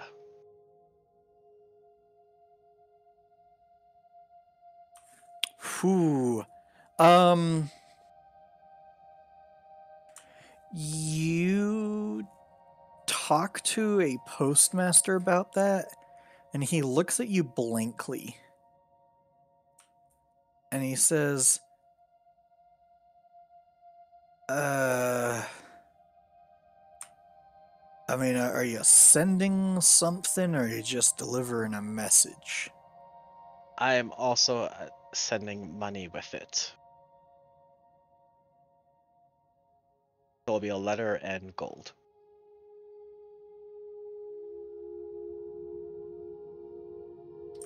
I mean, cross-continental travel isn't exactly our specialty here.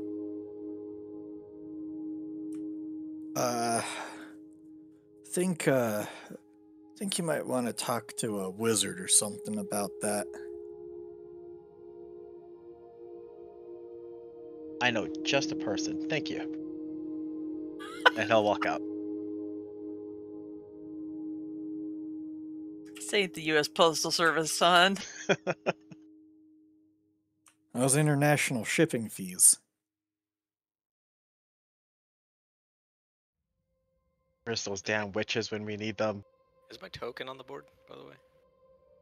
Yeah. I don't see Penny. I'm gonna refresh.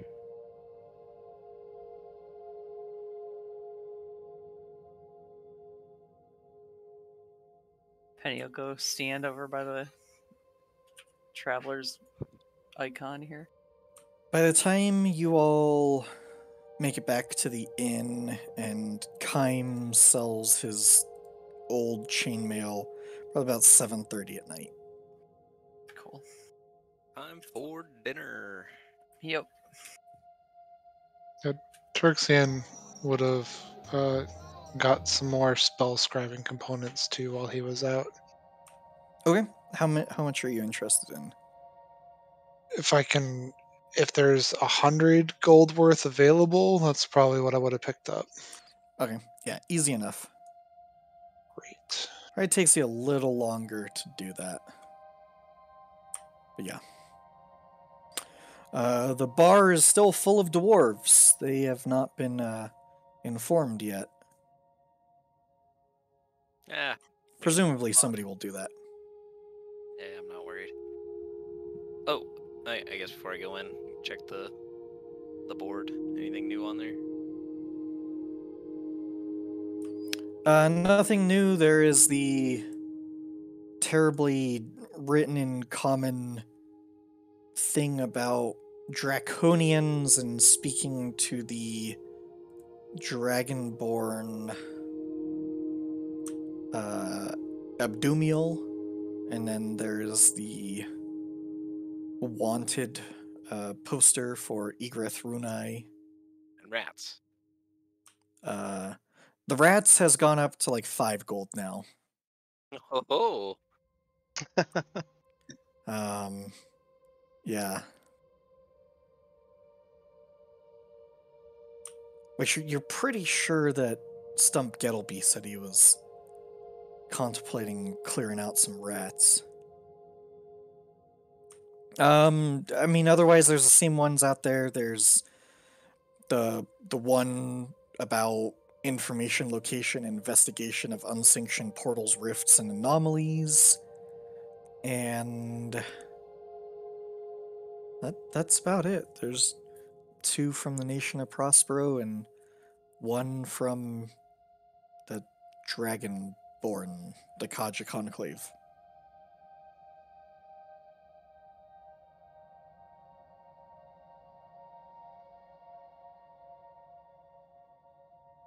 Is that message I wrote still on the notice board?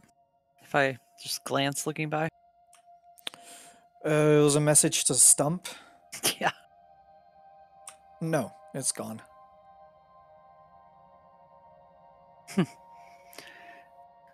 continue on in the inn and find a corner and order some stew and mead. More mead. You all sit down for the night. What did we say? Was it 4? I think it was 8 silver pieces per room. Does that sound right? Is that what we said? And each room has is a double, and that gives you food and drink for the night and morning. Yes. So it'd be 16 silver pieces total. So 8 silver pieces per room. Alright. I'll split with Kime. It Take is- the party fund. Yeah, let's take that out of the party fund. It's fine. As you all are drinking and eating, the bartender does come up to you. Hello. And he says that a rather stumpy, rotund-looking mercenary was inquiring about you all. Said his name was Stump Gettleby. Stumpy lucky fellow named Stump. Why do you think he's called Stump? I don't know. I Maybe mean- he missed part of his leg. Did he I don't say think it's where his leg. he's located? Where we can go meet him? He said something about going after clearing out some rats, and that he'll be back later.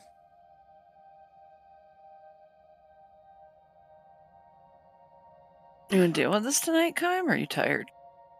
How far is the place with the rats? I mean, we could probably just pop by real quick if it's close by. I think it's kind of on the eastern side of town. Pretty sure I know who it is that has that poster up. Got an awful cellar down there, and well, something about his cat passed away, and now he keeps complaining about these big giant rats. Quite frankly, I don't know why he just doesn't buy another cat.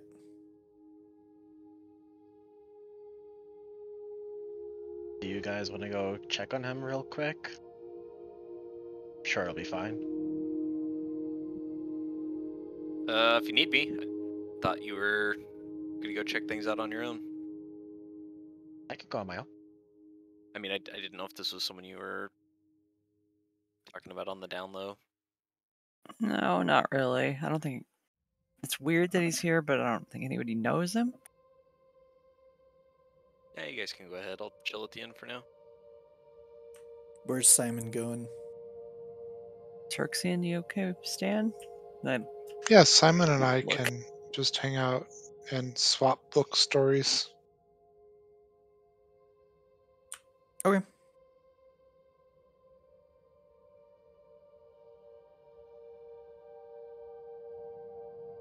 So, if possible, kind of would want to go check on the captain and see how he's doing. Panoply will go, although following at a distance, just because she's pretty sure Kime is too stupid to do stuff by himself.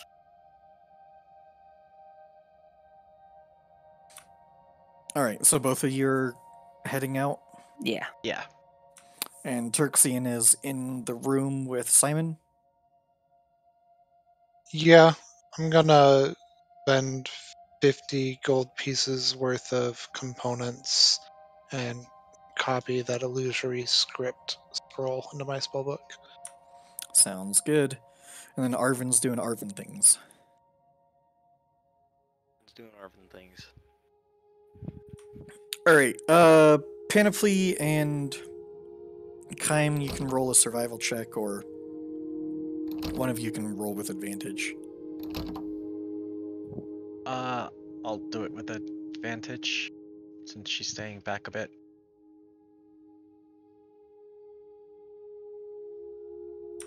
Okay.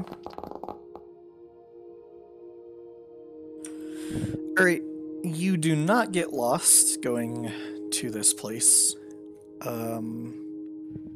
As you travel to the eastern side, there are a lot of kobolds. They are dressed in what looks to be religious garments, sort of priestly robes. Nothing fancy.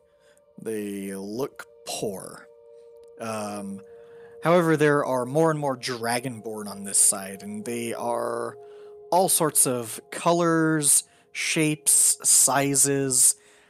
Some of them look more religious, some of them look more like warriors, some of them look more aristocratic. You come across a sort of shanty building with a stone foundation with an obvious cellar that leads down. And this sort of meets the description of what the bartender told you is the place. And out from the cellar comes Stump Gettleby, and he has all sorts of scratches and bite marks all over him. Oh man, you look rough. Are you okay? Those were some fucking big rats. Did you get them all? Every one of them. Do you want to see a doctor or something? Are you feeling okay? I think I need a drink. Is he carrying all the rats with him? The dead rats? Yeah. Do you wanna, let me buy you a drink, but first, can you do something about those rats? Oh yeah, I have to go give him to the... I think he's gonna eat him. I don't know. He like storms off. He is covered in bite marks. He goes into the little building, and he comes back out. No rats, still covered in bite marks and scratches everywhere. But he, like, sort of tossing a very small purse in his hand and seems pleased with himself and puts it in his pocket. My friends and I, we're staying at the Feldenglot Tavern. Come join us. Yeah, I went there looking for you, and they said you were off. Well, they didn't say where you were. Yeah, we were handling some business. Killed some monster in the mines that were causing the miners to not be able to work. Yeah. Sounds horrible. Sounds like it pays well. Oh, it did. Ha! I'll have to look into something like that. God damn, those rats were big. How big were they? The size of a dog. How is that even possible? Eating all the cheese down there. I don't know. Let's go get a drink. You all wanted to talk about something.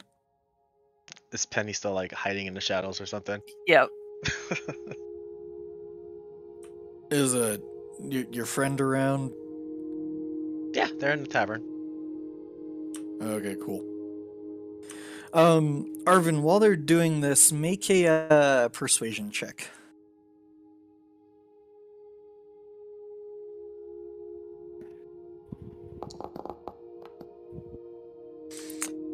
Oh, you just made the mark. Okay, you find somebody and persuade somebody to buy those from you. Because they're not raw and they're already used, they're only offering you 15 gold per. Deal. Okay. Takes you a good hour to find somebody who will buy those from you. Okay. Turksian, while you're scribing, Simon is sitting on the bed and he is humming to himself, and it doesn't sound like his normal robot voice, and he is drawing. I'm doing the well, it only takes me about 2 minutes to scribe, so the thing with my mage hand with using my magic quill to write for me, essentially. And when I finish, I kind of look over and just kind of watch him and try and see what he's drawing. Okay. As you opened your book to transcribe a new spell, your book literally opens itself for you and flips to the correct page, the next blank page in your book. I get used to this. To cast Mage Hand and snap my finger to get the quill out to have it start scribing for me. The other cool thing is, as soon as you're done scribing, the page stands up and sort of waves back and forth like it's airing itself out.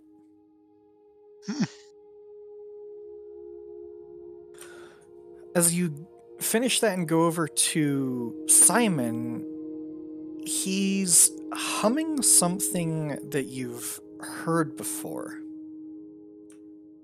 You've heard it when the military of the nation of Prospero would stop by your parents' inn. And it almost sounds like a war tune or something that the soldiers would sort of hum to themselves, to sing to themselves to lift their spirits. But he's just humming it. He's not saying any words. And on the drawing that he's making is a very, lack of a better term, tall, handsome man in armor that is clearly of the nation of Prospero.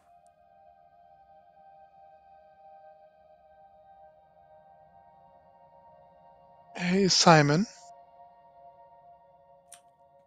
Completely stops humming and looks at you.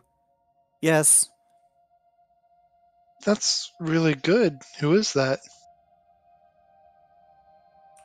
Panoply told me to draw what I think I should look like.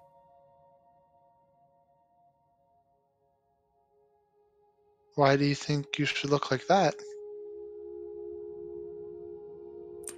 There's a visible frowning of his eyes.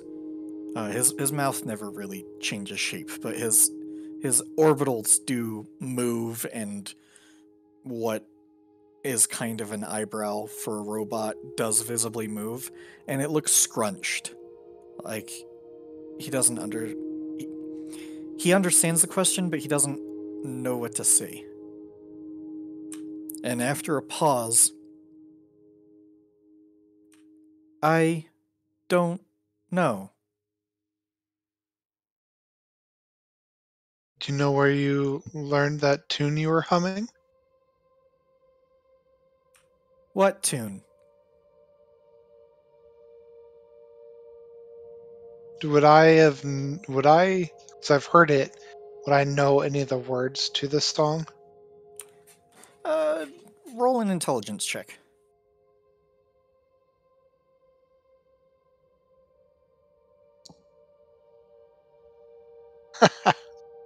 Derp. You know how people are like, hey, you know that song, and they start pretending like they know the tune, but they can't remember the words at all. It's just on the tip of their tongue. That's literally what you did. Simon looks at you. That was horrible. Yeah, maybe I should leave that part to Arvin, huh? He sings well. He does do that. Back to the question, though. Do you know where you may have heard that from? He once again looks at you like he doesn't necessarily understand the question or the answer. I don't know what you are talking about. Did we take I think we took it. The list of, I believe it was 8 names. Yep. We have that. Yeah. Can I pull that out and hand it to him? Say, do any of these names sound familiar to you? He goes through them. Stanley Richardson. No. Dale Skinner. No. Philip Kramer. No. And he goes through a bunch of them. He goes, Dylan Weeks. And he pauses.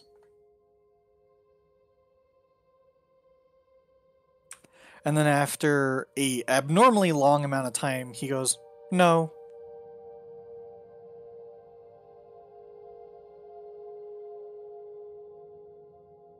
Was that the last name on the list, or? There were 2 more that he went through after that, but doesn't pause on any of the others. Dylan Weeks.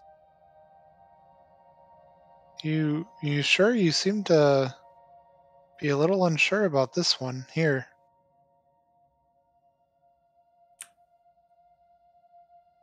I dream at night and hear voices. We should get you a dream journal.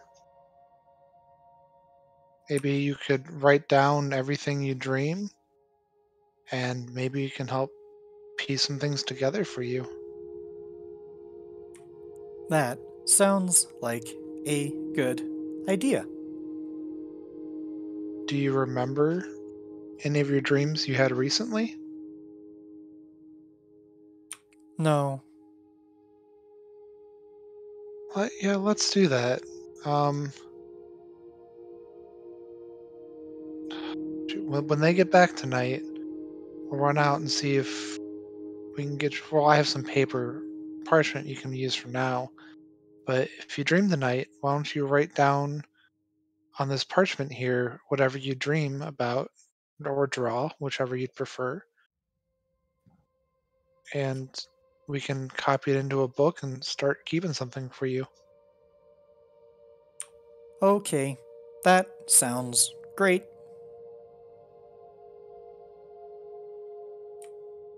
You two continue your conversations and you get some paper. While that's going on, Kime and Panoply, you return to the bar with Stump Gettleby.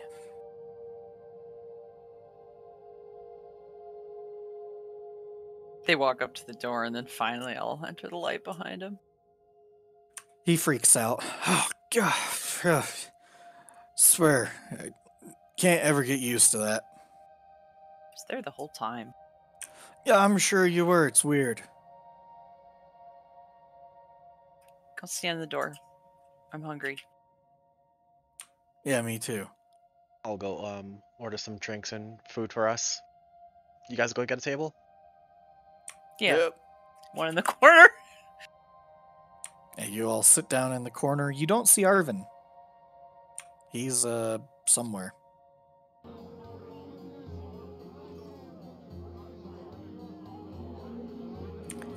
You all get drinks, food, and Stump looks at you all. So, what is it that you need to talk about?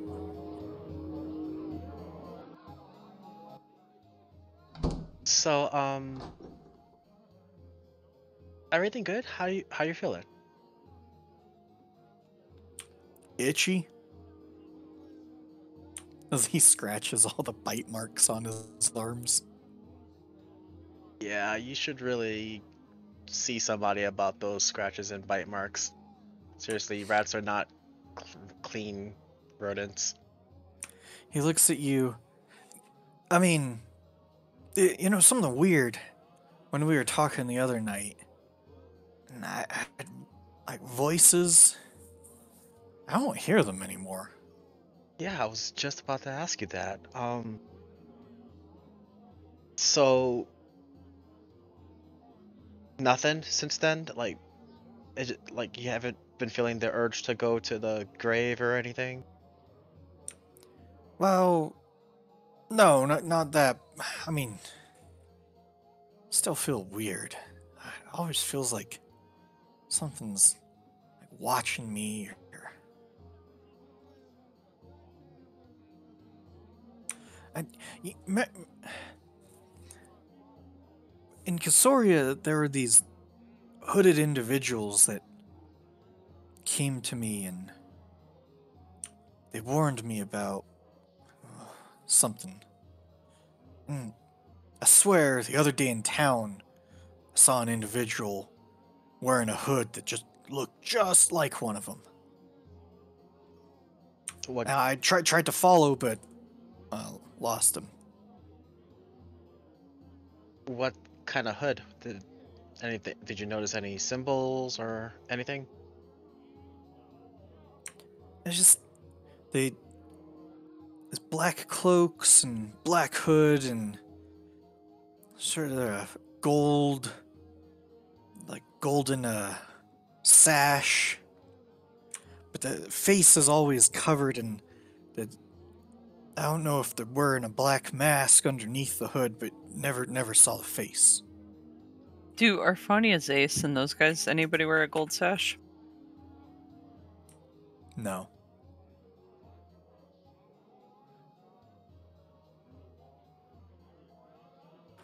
He looks at you. He's like, I feel like I'm cursed. Cursed? That can't be possible. What for? What did you do? I don't know. I mean, I thought I was, doing good deeds in Casoria and, taking care of any remnants of the undead from that great war. I mean, honestly, that could earn you a curse from them, right? I mean, I guess, piss off the dead that aren't dead. Just weird. I mean, as said, the voice is here and the urge, that's gone away, but I just always have this sickly feeling. Hey, incidentally, do you know how much airship passage is? How much did you pay? Airship passage. Oh, was about from Casoria to here, about 100 gold. That's it? Yeah. Like- Where's the airship place that I mean, that you came I from? guess technically wasn't Casoria itself, but It'll be a portal, not a portal town, but a airship hub, I guess. oh yeah, I mean, I went to Grimwharft. They have the capital. They have a huge collection of airships. Yeah, we were born there. Right. Yeah, you're what's her face's descendants. Yeah. But took it there, and then I went to. I'll move you all to North Ankyra. Landed at the Gloom Coast. Took a boat to Ralafa, and then headed to Nighthallow. Just some reason seemed like a good place. Felt like a calling to come here.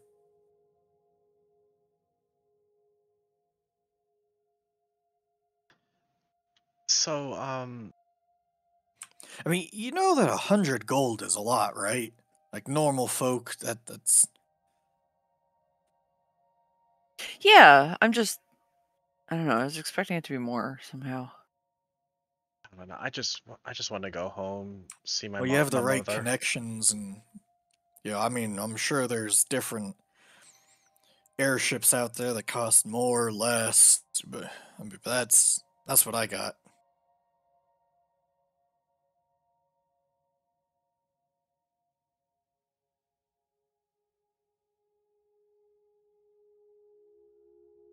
So where Ralapa, is that where you said? Yeah, coastal town. It's definitely different. Lots of dragonborn there. I think they call themselves like the Kaja, Kaiju. I don't know. Kaji Conclave? Yeah, that's it. Yeah, we've seen some stuff mentioning there. Should probably check it out, honestly. I mean, you want to go back home? I mean, seems like you've gathered enough gold. You can either take an airship back or go up to. I heard there's this portal city called Emnoth, but I don't know how much that costs. And no, them wizard folk. Speaking of which, the wizards in this town are really weird. What do you mean? Like the blue guys? Yeah, the guys with the blue robes, Some of them are dicks. like Power Trip.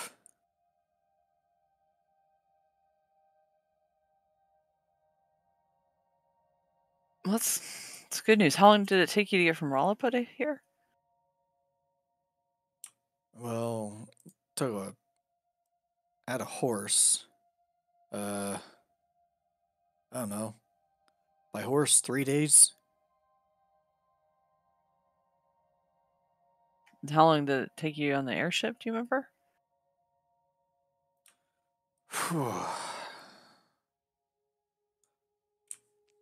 He starts counting on his fingers. At this point, he is clearly drunk.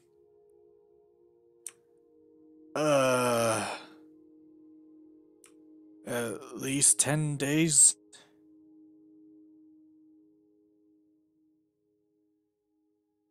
No. Wait. And he starts reverse counting on his fingers. Oh my god. I don't remember. Oh, okay. I've been meaning to ask you, what made you run from Kasuria? Why did you leave in such a hurry? Roll a persuasion check. With advantage, because he's drunk.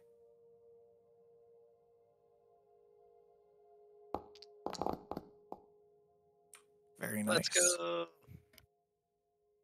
Puts down his Rubbed off. third empty tankard and calls for a fourth. Oh man.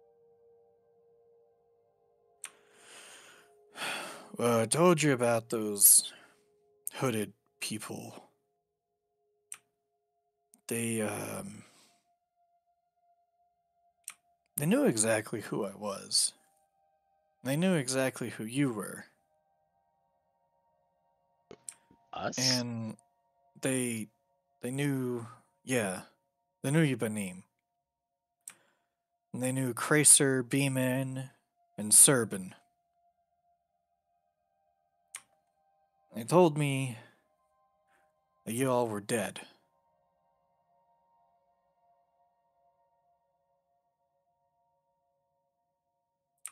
Obviously, that's not true. We're standing right here. Cracer and Serban aren't standing here. No, we found them dead in the woods, and we brought them back, but apparently they think that we did it.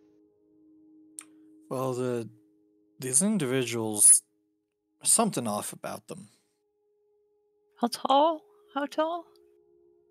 They were tall.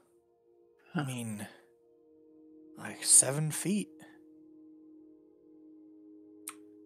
Kind of lanky. But as I said, they never saw their face and strange dialect that they spoke. But they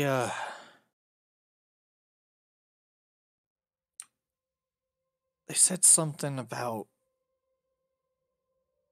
He really stumbles over his words. Very inebriated at this point. Said something about curse upon something about child of light, shadow, and darkness. And I don't know, I was really scared, and I panicked, and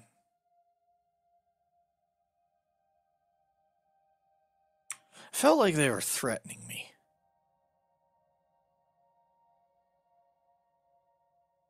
They probably were. Could just figure out who they are.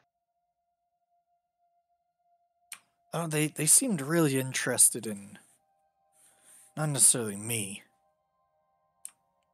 I mean, they would ask questions about Panoply, but then they didn't seem terribly interested once. I mean, they wanted to know, who your parents were, and I know who your mom is. I know who your grandmother is, but I don't know who your dad is. Yeah, me neither. And Kaim, well, everybody knows who his dad, and not just your grandma, but your I mean, everybody knows who your grandfather is that knows anything about the Valerian military. But they seemed interested in you more than Panoply, and they asked questions, and they said, child of light and shadow of darkness will be dead. And they named you two and Chrysler and Serban, and that the shadow of the forest would take you. And at this point, he just starts rambling almost incoherently as he finishes the fourth mug. Hey, man, you got a place? You staying somewhere? You offering? No, but do you need a room? It's good you're not my type anyways. Yeah. Here, and he puts down a gold piece on the table and falls asleep on the table. And that's where we're gonna end today's episode. With Stump passed out face first on the table at the bar.